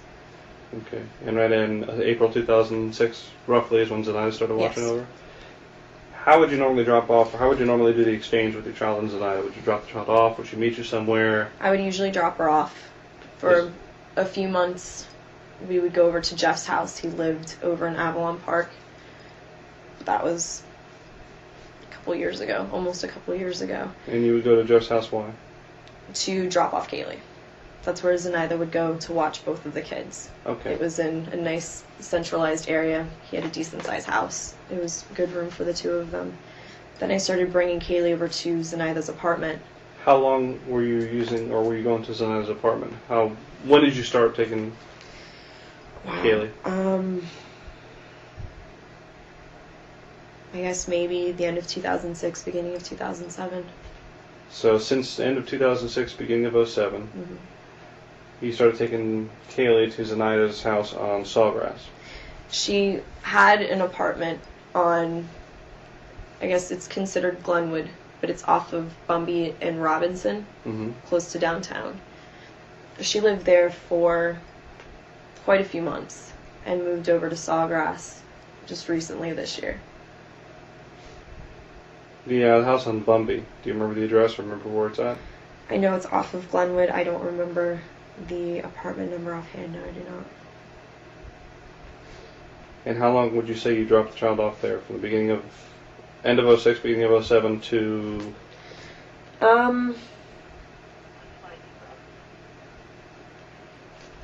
Maybe about 6-7 months, so maybe the middle of 2007. So she moved into Sawgrass about the middle of 07? She's been at that apartment in Sawgrass for about the last 3 or 4 months. She lived with her mom for a little bit. Where does her mom live? She lived off of Michigan. Do you know where the house is? It's not a very well marked neighborhood. It crosses just over Conway. It's one of the big stretches of neighborhoods. Had you dropped the child off there before? Yes. If you had to find the place, would you be able to find it? Most likely, yes. I think I'd remember the house. Okay, so she was living off of Glenwood, then moved into her mom's house somewhere off of Michigan, and then moved into over to Sawgrass. Sawgrass. So Sawgrass 3 or 4 months ago, off of Glenwood until mid 07, then mom's house. Her mom wasn't living there at the time. Her mom had gotten another place with her sister, but she was staying over at the house and moved in with the 2 girls that are referenced in the pages. She was living with these 2 girls at Sawgrass? Yes. Okay. Go back to your statement. You dropped off Caylee on June 9th, and walk me through. You dropped her off to go to work? Okay. Get off of work and go from there. I got off of work, left Universal, driving back to pick up Caylee like a normal day, and I show up to the apartment, knock on the door, nobody answers. So I call Zenaida's cell phone, and it's out of service. It says that the phone is no longer in service. Excuse me. So I sit down on the steps and wait for a little bit to see if maybe it was just a fluke, if something happened. And time passed. I didn't hear from anyone. No one showed up to the house. So I went over to J. Blanchard Park and checked a couple other places where maybe possibly they would have gone. A couple stores, just regular places that I know Zenaida shops at, and she's taken Caylee before. And after about 7 o'clock, when I still hadn't heard anything, I was getting pretty upset, pretty frantic, and I went to a neutral place. I didn't really want to come home. I wasn't sure what I'd say about not knowing where Caylee was. Still hoping that I would get a call or, find out that Caylee was coming back so that I could go get her. And I ended up going to my boyfriend Anthony's house, who lives in Sutton Place. Did you talk to Anthony about what happened with Caylee? No, I did not. Had Anthony ever seen Caylee before? Yes, he had. Had you talked to anyone about Caylee, about your incident with Caylee? Or the fact Outside that of she's missing? A couple people, a couple mutual friends. Who did you talk to about it? I talked to Jeffrey Hopkins. Mm-hmm. I also attempted to contact Zenaida's mother and never received a call back from her. Do you know Zenaida's mother's name? Wow. Man. I think it's Gloria. Do you know a telephone number for Zenaida's mom? I do not know.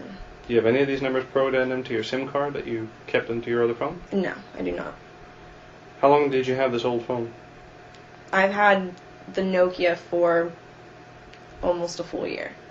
Okay. So after a full year of dealing with Zenaida and having her babysit, and you don't Switching remember... numbers back and forth. Zenaida's number has changed a couple different times. She switched services between having Sprint and having AT&T or Singular. What about Jeffrey? You've known him for at least 4 years. His number's changed a couple different times from when he moved from Orlando up to North Carolina and back down to Jacksonville. I know I do have a current number for him. How would you get that number? If we can find that other phone, or I might have it online, I may be able to access it off the internet. Okay. Who else did you talk to about this besides Jeffrey? You said you tried to call Zenaida's mom. You talked to Jeffrey. Who else did you talk about? I talked to Juliette Lewis. She's one of my coworkers at Universal. She works. You still work at Universal? Yes, What do you do at Universal? I'm an event coordinator. Okay. What is Juliet? What position is she? Where she work? She's also an event coordinator. We work in the same department. You have a number for Juliet? Ooh, offhand, I can't think of one. She works with John Depp. No, she's So, Juliet Some of Lewis. the more recent numbers, her number just changed because she just moved back up north. She, within the last 2 months, has finished moving up to New York. She's So- subleasing her apartment. So Juliet doesn't Appointments work at done. Universal anymore? No, she does not. When did she leave Universal? About 2 months ago.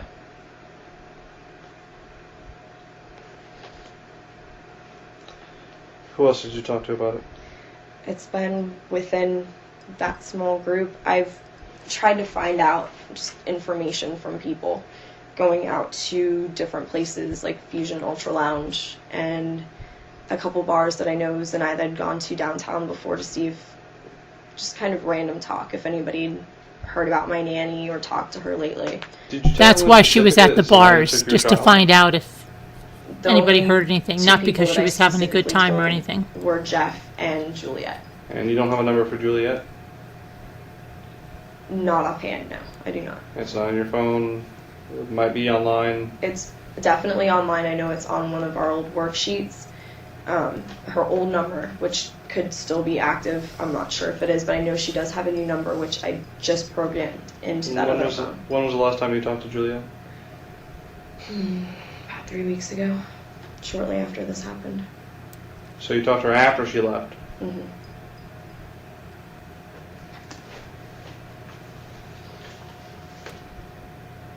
What's the reason, I asked you this before and I'll ask you just for the record, what's the reason you didn't call the police before?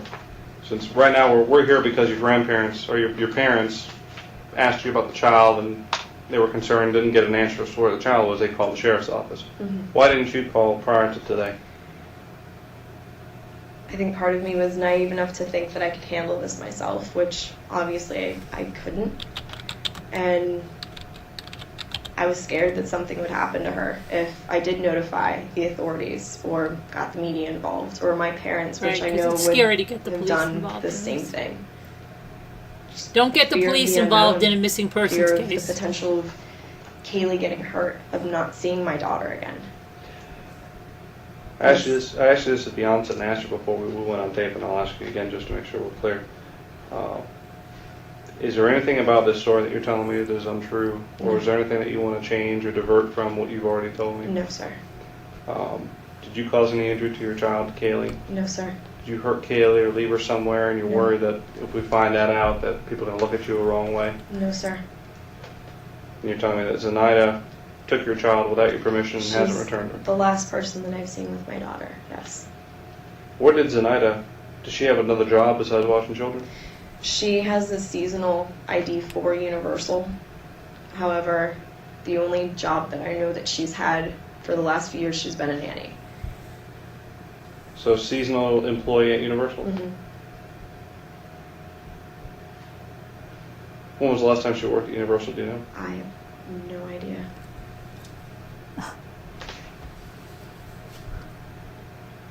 Does Caylee take any medications? Does she suffer from any conditions, any medical conditions that No. we need to know of? Not at all. It was brought up before about taking some money from some people, and I want to make sure I get it on tape. Do you have any problems with drugs or narcotics, either prescription narcotics or drugs, cocaine, ecstasy, meth, anything like that? Nothing like that. Have you ever been committed for thoughts of suicide? Have you ever been on the lakeside, anything like that? No. Is there any underlying cause to why Zenaida would have taken your child? No. Nothing that, Did she ever make any statements to you about? only how much she loves Caylee and how great of a kid she is. And have you talked? And when you talked to Jeffrey afterwards, I'm assuming that Jeffrey's child is still with him. His child is still with him. Okay. You said Zenaida had family up in New England, up in New York, or Yes, something. she has family down south. Her mother, her sister, her brother's in New York. She's originally from New York. And where's down south? Miami area, Where's she originally from? New York. She born and raised in New York? She have family outside of the country, or? I don't know. As far as I know, she pretty much grew up there, moved down here, went to the University of Florida. Is she Puerto Rican? Is she Dominican? Is she white? She's mixed. She's black and Puerto Rican. And you don't know what her birthday is, or you don't know what her birthday is? It's in September. That's all I can remember at the moment. If, when we finish this, would you be willing to drive with me to show me where her mom lives and the apartment that you used to drop her off at? Yes. Oh, of course. Is there anything I haven't asked you about, Caylee or Zenaida, or just this incident in particular that you feel is important that you wanted to tell me about before I turn this off? I mean, Caylee has very distinctive features, even if her hair was cut or changed. She has dark hazel eyes, they're brown and green. She has a birthmark on her left shoulder. What kind of birthmark? It's just like a small line. It almost looks like a small little beauty mark. Anything else? I just want my daughter back. Okay. Would you raise your right hand for me? Yes. Do you swear and affirm everything you just told me is the truth? Yes. Date right now is July Okay, that's the other one. 16th, 2008. It's about 13:20 hours. We're at Universal Studios. I'm here with Surgeon Allen. Okay, next we're going to see a video interview with her after her arrest on the same day. So let me cue that up. Okay.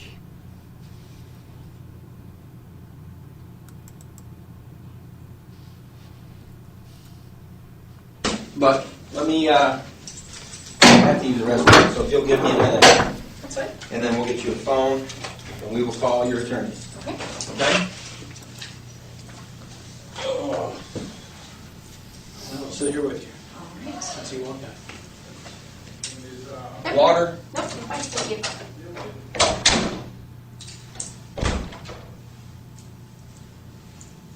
I don't know if I should apologize for what happened on the highway or not, but I almost feel like I should in a sense, but I don't think, I know for a fact that he didn't know. So I don't think that it was intentional on anybody's part for any of it, so. yeah. I know that didn't look good, but I mean, you can understand why we I know one thing, went if I got caught doing that, I would have gotten my ticket and thrown where I belong, especially when they found out I was a federal agent. Oh, really? You're driving like that around here? Get your ass in my car. Yeah. Well, kinda we how figured it- going through the airport, it's restricted airspace, so they can't take the helicopters through, and we thought that the cars that were following us from my attorney's office were media, because there was a media van that followed us, and another van that went with them, so we're thinking, oh shit, here we go. Mm-hmm. It's happened before. It happens every day. I know it does. So, I know it does. I'd like to make it stop happening, to be honest with you. I would too. Well, you know what I'll say to that. I've said it to your mom, I've said it to your dad, and I've said it to your brother even. Mm-hmm. You know.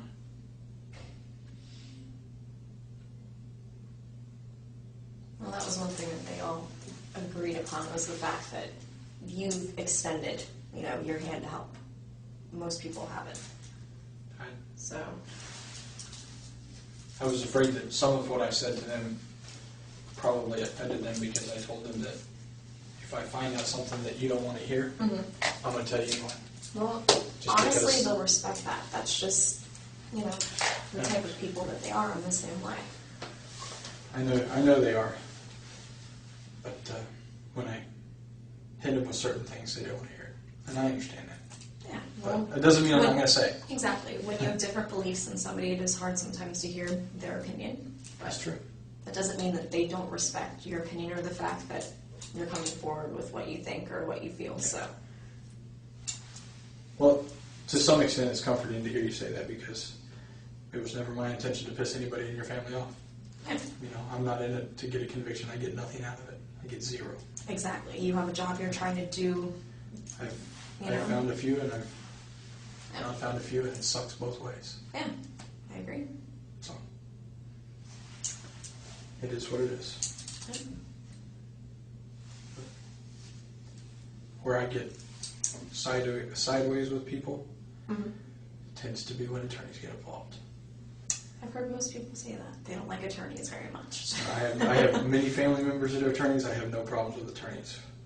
What I have problems with are, at some point, we have to set aside the rules and we have to find kids. And you know what? So be it. That's why I told you in the car. You know, if you tell me anything now, I'll get up and say, yep, I heard it, and she'd already invoked it. We can't use any of it.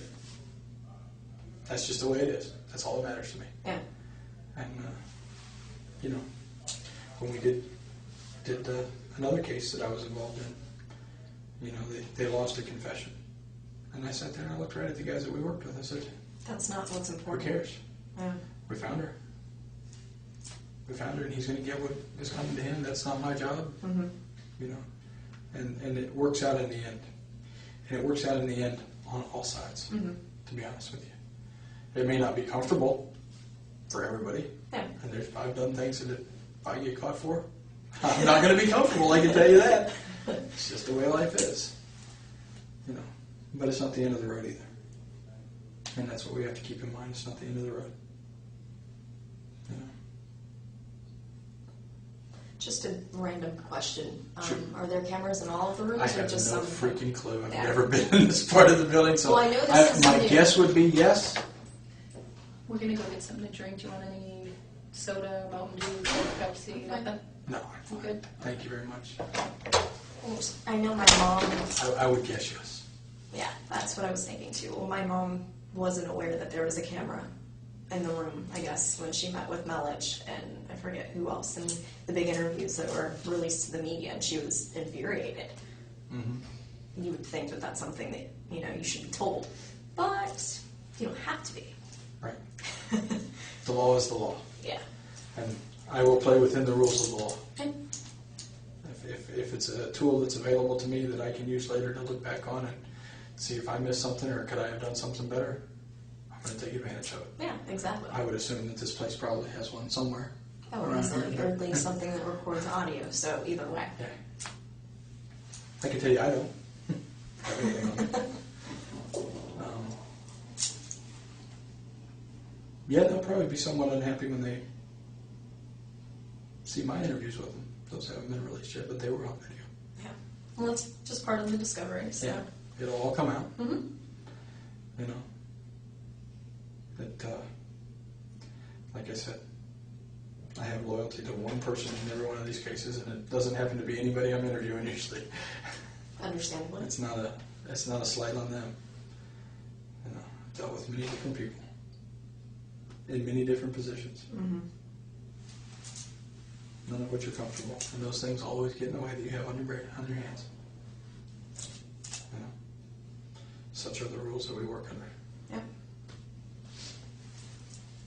Here's my question. I know this is a question that a lot of people have asked. The grand jury and all of that is supposed to be secret, but it was released to the media right off the bat. My dad hadn't even been subpoenaed, and that was released. So I just think a lot of that's kind of funny. And the fact that they invited the media in when they were releasing the decision. My mom had received a text message from someone within the media saying they're letting all of us in when they make the decision. We're thinking, are you serious? There are rules. I am quite sure that one of the rules that was followed was that when the decision to indict has been made, that part of it is public. Yeah, that part's public. And they can let the media into the courtroom at that point. Yeah. I bet, this is just my bet, I don't know what the Florida rules are, I'm more federal stuff, familiar with that. Yeah. But what I bet is that it was done under seal, and there were no names and no official charges probably read aloud. It probably just was, there's been an indictment received in a case. And that's it. Well, when the media was out there all day and they knew about this a week ago that it was going to happen. Yeah. So it's just kind of funny. It's supposed to be secret, and The everything was happenings, released. the happenings are secret. What takes place within the room is secret. Yeah. But as far as when it actually is convened and, you know, pulled together the witnesses and stuff like that, that's not also supposed to be secret? It depends on how they're subpoenaed. Okay. I mean, if you're subpoenaed under a regular court order, That's a My public dad was through document. his attorney, so I'm not quite sure how that came through. Yeah, I But know. but if the subpoena itself Yeah. is just a regular federal Yeah, or certain grand things jury are subpoena, that's public record. knowledge, yeah. It doesn't say what it's for. It doesn't say what case it's in. It doesn't. Mhm. It just says you're subpoenaed to appear before the grand jury. Well, with them announcing that, there was going to be a grand jury, and obviously my name was thrown out, they knew who the grand jury was for. Who threw your name out? All of the media said that it was from an inside source, meaning in here. So that's where they all say is. I can tell you getting what I their think sources of the from. media and what I think of people who leak stuff to the media. I think it's garbage. Yeah, But I agree. That's the that next way of doesn't putting that it. doesn't make it any less necessary. Without them, Mm-hmm. I'll be quite honest. Without the media, we don't find a quarter of the kids that we. Oh, I are agree. looking It for. helps. The exposure has helped bring in so many tips for my daughter. But at the same time, what Mhm. what it creates is it creates a monster that otherwise isn't necessary. Exactly. The tips are what the tips are. Mm-hmm. If it was a local media only, Mm-hmm. it would be much easier to work. Yeah. When you make it the national media, then you come up You with. get the Nancy Graces. Well, you get everything the else. tips also Mhm. that come from Hawaii that say I saw Caylee. Mhm. Oh, really? Okay, let me call Now, Hawaii ones and let me from send them out. Georgia Let me do and that. ones that are a little bit Th- closer those are in those are what I range. consider local because the, Yeah. the local It's in stations close are going to range. cover that. Yeah. That's contiguous to the state of Florida. It's not. When people are only getting their information from the Nancy Graces or from Globe magazine or People or stuff like that. Are you kidding me? Well, I can say you will not see me sit down and be interviewed Yeah. by People or Globe or anybody else. It's not going to Well, happen. that's a good one. Entree food, my friend. That was a long ride without doing that. Getting that adrenaline done all at the same I time? don't even want to know what we're talking about here. You know. I'm just going to let that go. You know why I need it? Who's that? You're not gonna break bad, right? Alright. We're gonna call him on my cell phone. Okay. I know this is. Oh, yeah, that's not good. Pull it back there. Just slide your hands out. No, I I'll get a key I that honestly can't. So they're a little tight. Thanks for entertaining us. Just slide your Way to hands go, out. Corporal Edwards. Actually, if I could, I would have done that for you. Do you know Baez's but- phone number off the top of your head? No, I do not. How can we get the cell number or his number? I know his office number. What is that? 407-705-2626. Did you see Mr. Savage while you were out there? Yeah. You want to go speak with him and give me a handcuff key that fits? Do you How mind? about that? And I'll have her shoot a phone call to Mr. Baez. You do that. Now, once again, Where is he? should be How do I get there? should be in the office talking to the chief I down think he there. needs a map to get back there. This is a rat maze. Oh, right here? Yeah, he doesn't know how to get back there. I've identified myself. You know why you're in custody. Yes. And you signed this. You want your attorney present. Yes. Through that conversation, we have agreed Yes. because express that to me again, so I have full understanding before I get on the phone with him. We discussed before that we have no problem sitting down together, him and I, and speaking with law enforcement, or listening to all of the questions that you have, him and I discussing it, and then we go from there. Okay. And there's been no success with that so far. In your Nobody's opinion? taken us up on that. So we're gonna open that window right now, Okay. and hopefully we can make something happen. Because ultimately, I think we have the same interest: finding your daughter. 2626, you said? Yes. Thank you.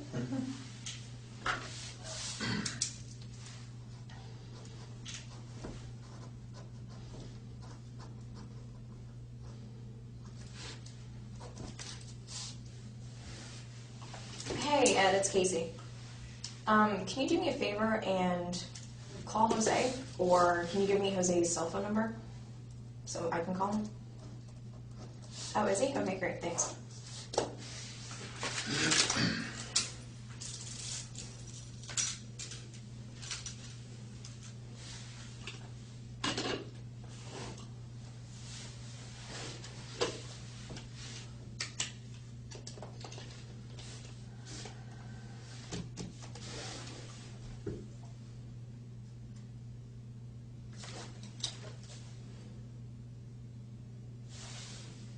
was that? I was 17, 5 years. When'd you cut your hair? Hey, it's Casey. I'm with Corporal Edwards. I know the last name, sorry. I'm at the Sheriff's Department if you'd like to come down and meet with us. Thank you. Yes. You want to talk to me anytime too? Okay, great, thanks. Go ahead. Hello? Yeah. Give him the information. Orange County Sheriff's Office. Yeah, but John Young and 50? Yeah, we Mr. Bias, we Mirandized her as supposed at 422, and she stated that you've done a great job. She invoked, but she also said that that her exasperation is the same as ours. You guys have wanted the opportunity to speak with law enforcement face to face, and if you guys are interested in doing that, let's get that done. Quit the finger pointing, okay? All right, sir. Thanks. We're game on? Game on? Casey, the good-looking young man that just walked in is sitting across from you now is Nick Savage. What is he getting here? He's from here. Anybody else need a drink? If it's okay with you, I'm going to turn the Yeah, that's ball fine. game over to him. I appreciate your help. No problem. Thanks. Remember what I Nice to meet you. said? Mr. Baez is on the way. They're yours. Thank you for taking this out. All right. Do you guys need anything? I'm better right now. I'm going to get out. All right, Okay? thank If you. anything, call. Thanks. All right.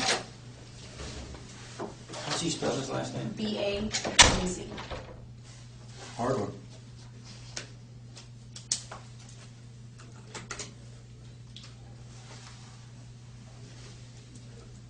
And to answer your other question, from that picture, I cut my hair. It was really short even last year. I just started growing it back out this year, so guessed about that.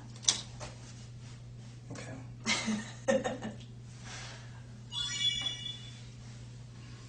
As far as Mr. Baez? He's at Down the here. office. He's at the office. Okay. So we have a bit of time. Okay, that's fine. So, I and we appreciate that. went through the formalities of this, make sure everything's above board, and like I said before, that's what you're going to get here. Okay? We just would request the same back. Yep. You understand what you were arrested for today? Yes. Okay. May I step out for a minute? Absolutely. And I'll be back. Yep. You sure you don't want anything to drink? I'm fine, thank you. Handcuff key. Where'd my handcuff go? Maybe not. I'll be in the pawn shop right now. Oh boy. It's been a long day. It has been. How was my dad this morning? He had a hard time, Yeah. honestly. I only saw from the media and got a chance to hear him talking to my mom. I spoke to him last night and this morning for just a quick second before he left, so. Yeah, I talked to him this morning for a little bit. He was with Mark, and he was really struggling. I mean, I can imagine he was having a hard time. He was being called in to essentially provide testimony to indict you, Mhm. to at least, and he was really struggling with that. Yeah. And I felt bad for him, I'll be honest with you. I truly did. Well, I even told him last night. I know he was subpoenaed, and under the law, he had to answer whatever questions were asked him, and I told him to do what he had to do at that point. And if he didn't, he'd be held in contempt of court. And I don't want to see that happen, so. What did he say? He just hugged me and told me that he loved me, and I know he was struggling with it even last night. So. I think it was probably even worse this morning. Yeah, I could see that with the little bit that I saw from the media, from the pictures and the little bit of footage that they had, so. Were you guys watching on TV? No, we watched online a little bit. Really? Yeah. I try to stay away from the TV as much as possible, at least with the internet. I can scroll through, read what I want, and then just get rid of it that much faster, so. You anxious about today at all? I have been. I mean, this is something, honestly, we've been preparing for from the beginning just because of words that were directly spoken from Yuri Melich and also from Sergeant Allen. They were saying that this is what they were planning on doing from the very beginning, from that first day. So they wrote me off within the first couple hours. So I don't know if that's true. that was the direct words that they pretty much gave to myself, and even they had said that to my parents. So, I mean, I'm not trying to say something derogatory towards someone, but No, it's okay. We're just talking. yeah. We're just chatting. So that was the only time they ever made any effort to try to talk to me one-on-one. And No, it was kind of difficult. it was kind of difficult considering. Well, considering, obviously, in light of everything that's going on and the fact that you've been arrested for other things, makes it a little more difficult to sit down and even talk to you. Mm-hmm. It's not that we haven't wanted to. Yeah. But I do have counsel, and that's something that, you know, my attorney's always been a phone call away. And it shouldn't have taken it getting to this point, you know, 3 months in. Has your attorney ever told you that we would like to speak to you? And we had agreed, him and I together, that we would all sit down together, him and I, and you guys, and, you know, we entertain whatever questions you have and discuss I actually thought that things. we made him and it I. pretty clear Mhm. that, you know, we wanted to talk to you. I mean, obviously, we can't come to you and ask you. Yeah, but, understandably. You know, I thought that you were aware that if you wanted to talk to anybody, Mhm. that all you got to do was simply ask. Yeah, well, I know it goes both ways on that, and I guess it would have needed to come from me. I should have been the one to have, I guess, come forward with it. But, you know, we did open up that door to law enforcement before, when Sergeant Allen was making a big deal saying, well, we want to talk to her. When can we talk to her? And he's saying, well, the door's open. I don't believe he ever told us the door was open. I mean, Well, maybe not to you directly, but I know to Sergeant Allen, I was sitting there even one of the times that he spoke with him. So I've heard the words come out of his mouth, even myself, directed to other people that maybe didn't either relay the message or took it a different way. So I don't know.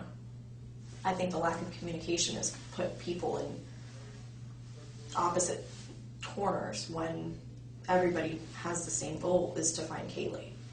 do you think the matter could have been resolved a little differently? Do you think the matter could have been resolved a little differently? Absolutely, in a lot of different aspects.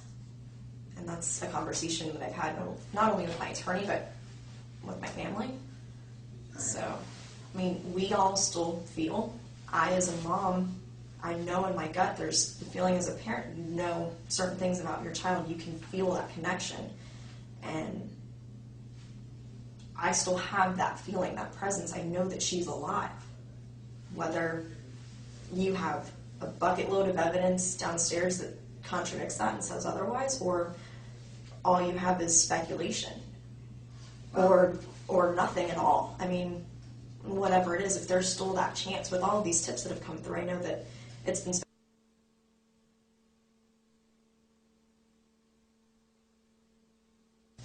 I know that a lot have been discredited, but We ran them down.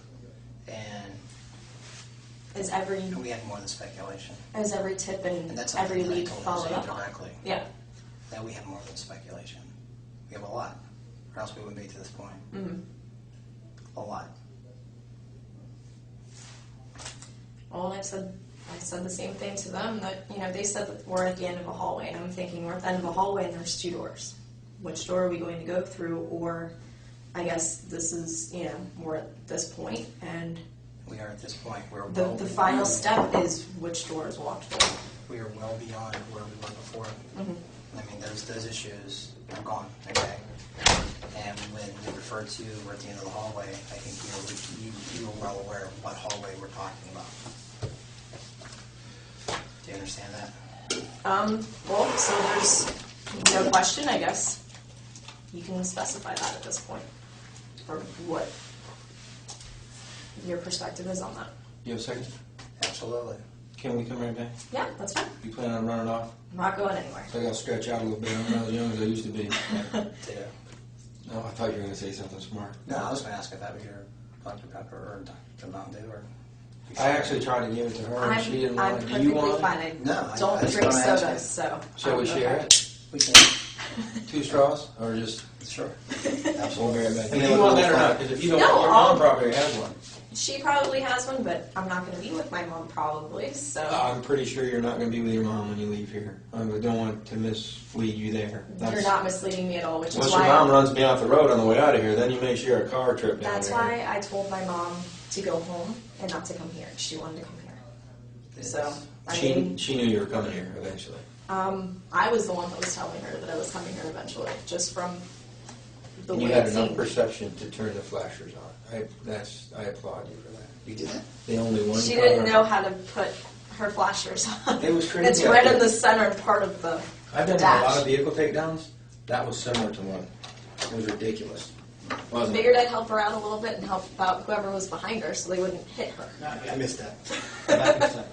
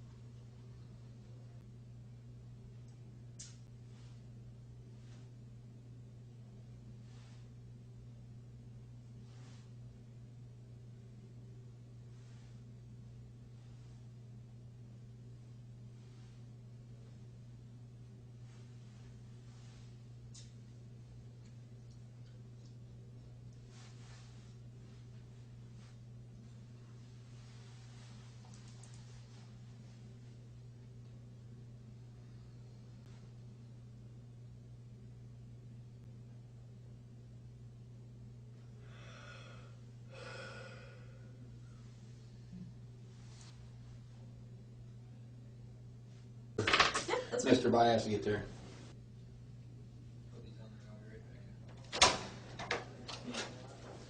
Yeah, we're gonna be a few minutes because we're just gonna wait for that's Mr. Bai has to get there. Water, anything? Yep, I'm fine. You good? Yep. Facilities? Yep, I'm good. Okay. Thanks. Yep. Facilities. Yeah, they're right there.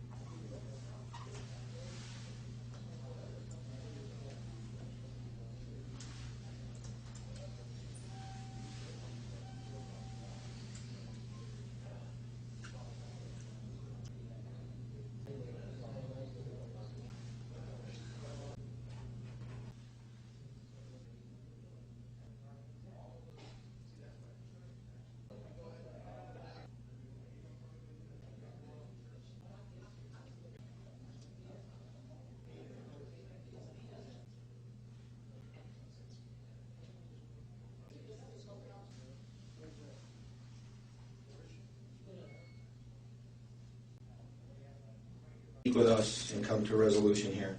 Same thing I said to anything else other than.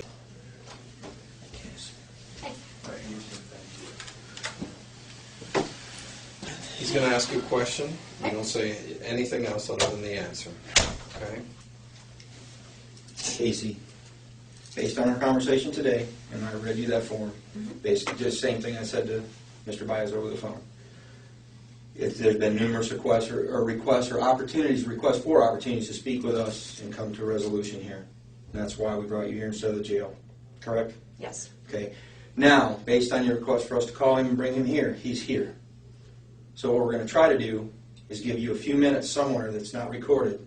No secrets, I told you. This room's recorded. I have to be able to approach my chain and explain why. But first, I needed you to tell him, in your own words, if you will, that you'd like to take the opportunity to deal with us like you've made that request in the past. So, is that something you want to tell him? I told him the same thing we talked about before, that we would entertain any questions that they have. We would listen and discuss it, and if we have something to respond, we'll respond. Okay. Do you want to speak to me in private? Yes. So we can clarify this. Yes. Okay. Hang tight, let me get I your don't room. think they're going to let you out. Just Oh, I was just going to stand up for a second. I've been sitting for an hour. Thank you. Thanks. Come on.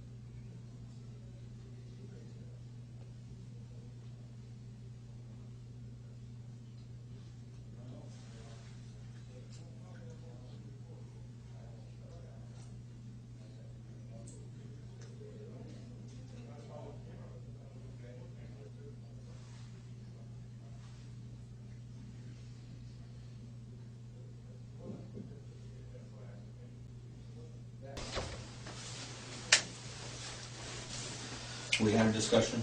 Okay. You want to discuss that with her? She knows. Okay. I'll just go ahead and state for the record that she's invoking her right to counsel, and at this time wishes to request to go to the jail and be processed. And we agreed upon that at 4:22 in the afternoon already. Yes. That's why we called it. I don't have a problem with that. Okay. You have any?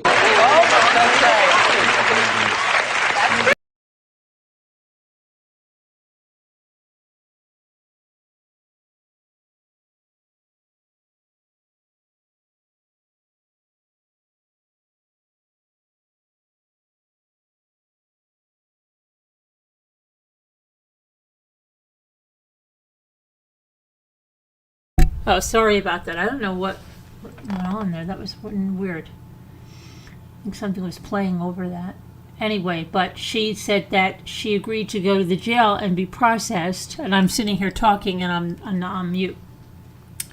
Agreed to go to the jail and be processed. And I'm surprised that she's so calm going to the jail to be processed. I'm amazed at how calm she is with all of this, honestly. Okay. Absolutely crazy.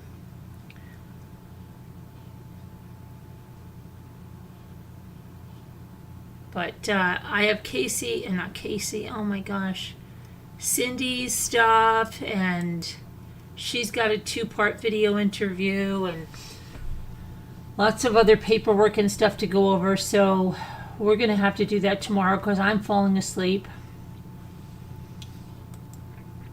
And we'll go more with this tomorrow. I think it's time for the word game, and then I've got to go to sleep because tomorrow's another day. Oh my goodness.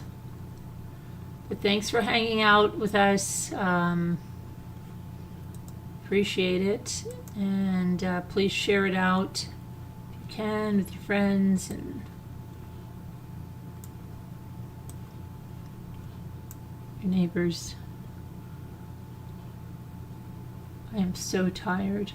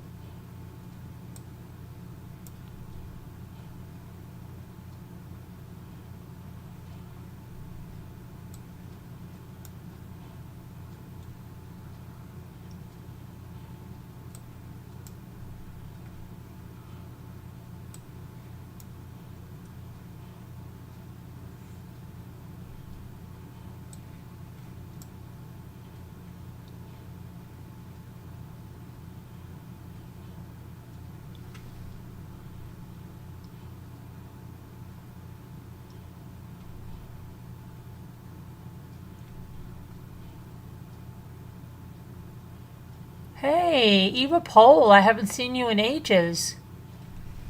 Wow, I haven't seen you in ages, Eva. What have you been? What's been going on?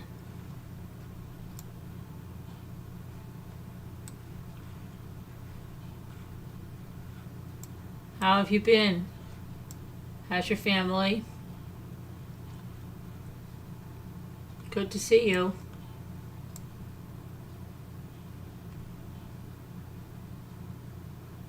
See you tomorrow, Susie. Same channel. I don't know what time. Somewhere you'll find us.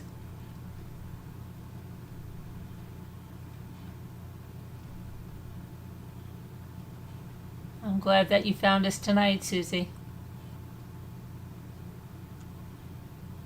Make sure you subscribe and hit the notifications.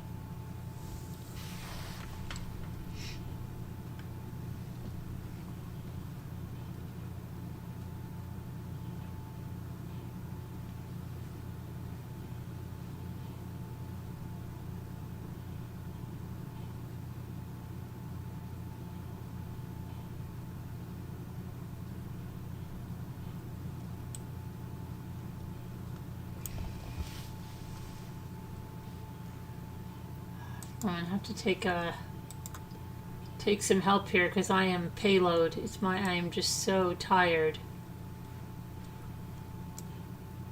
Okay, thank you guys. I'll see you tomorrow. God bless. Prayers be good. And let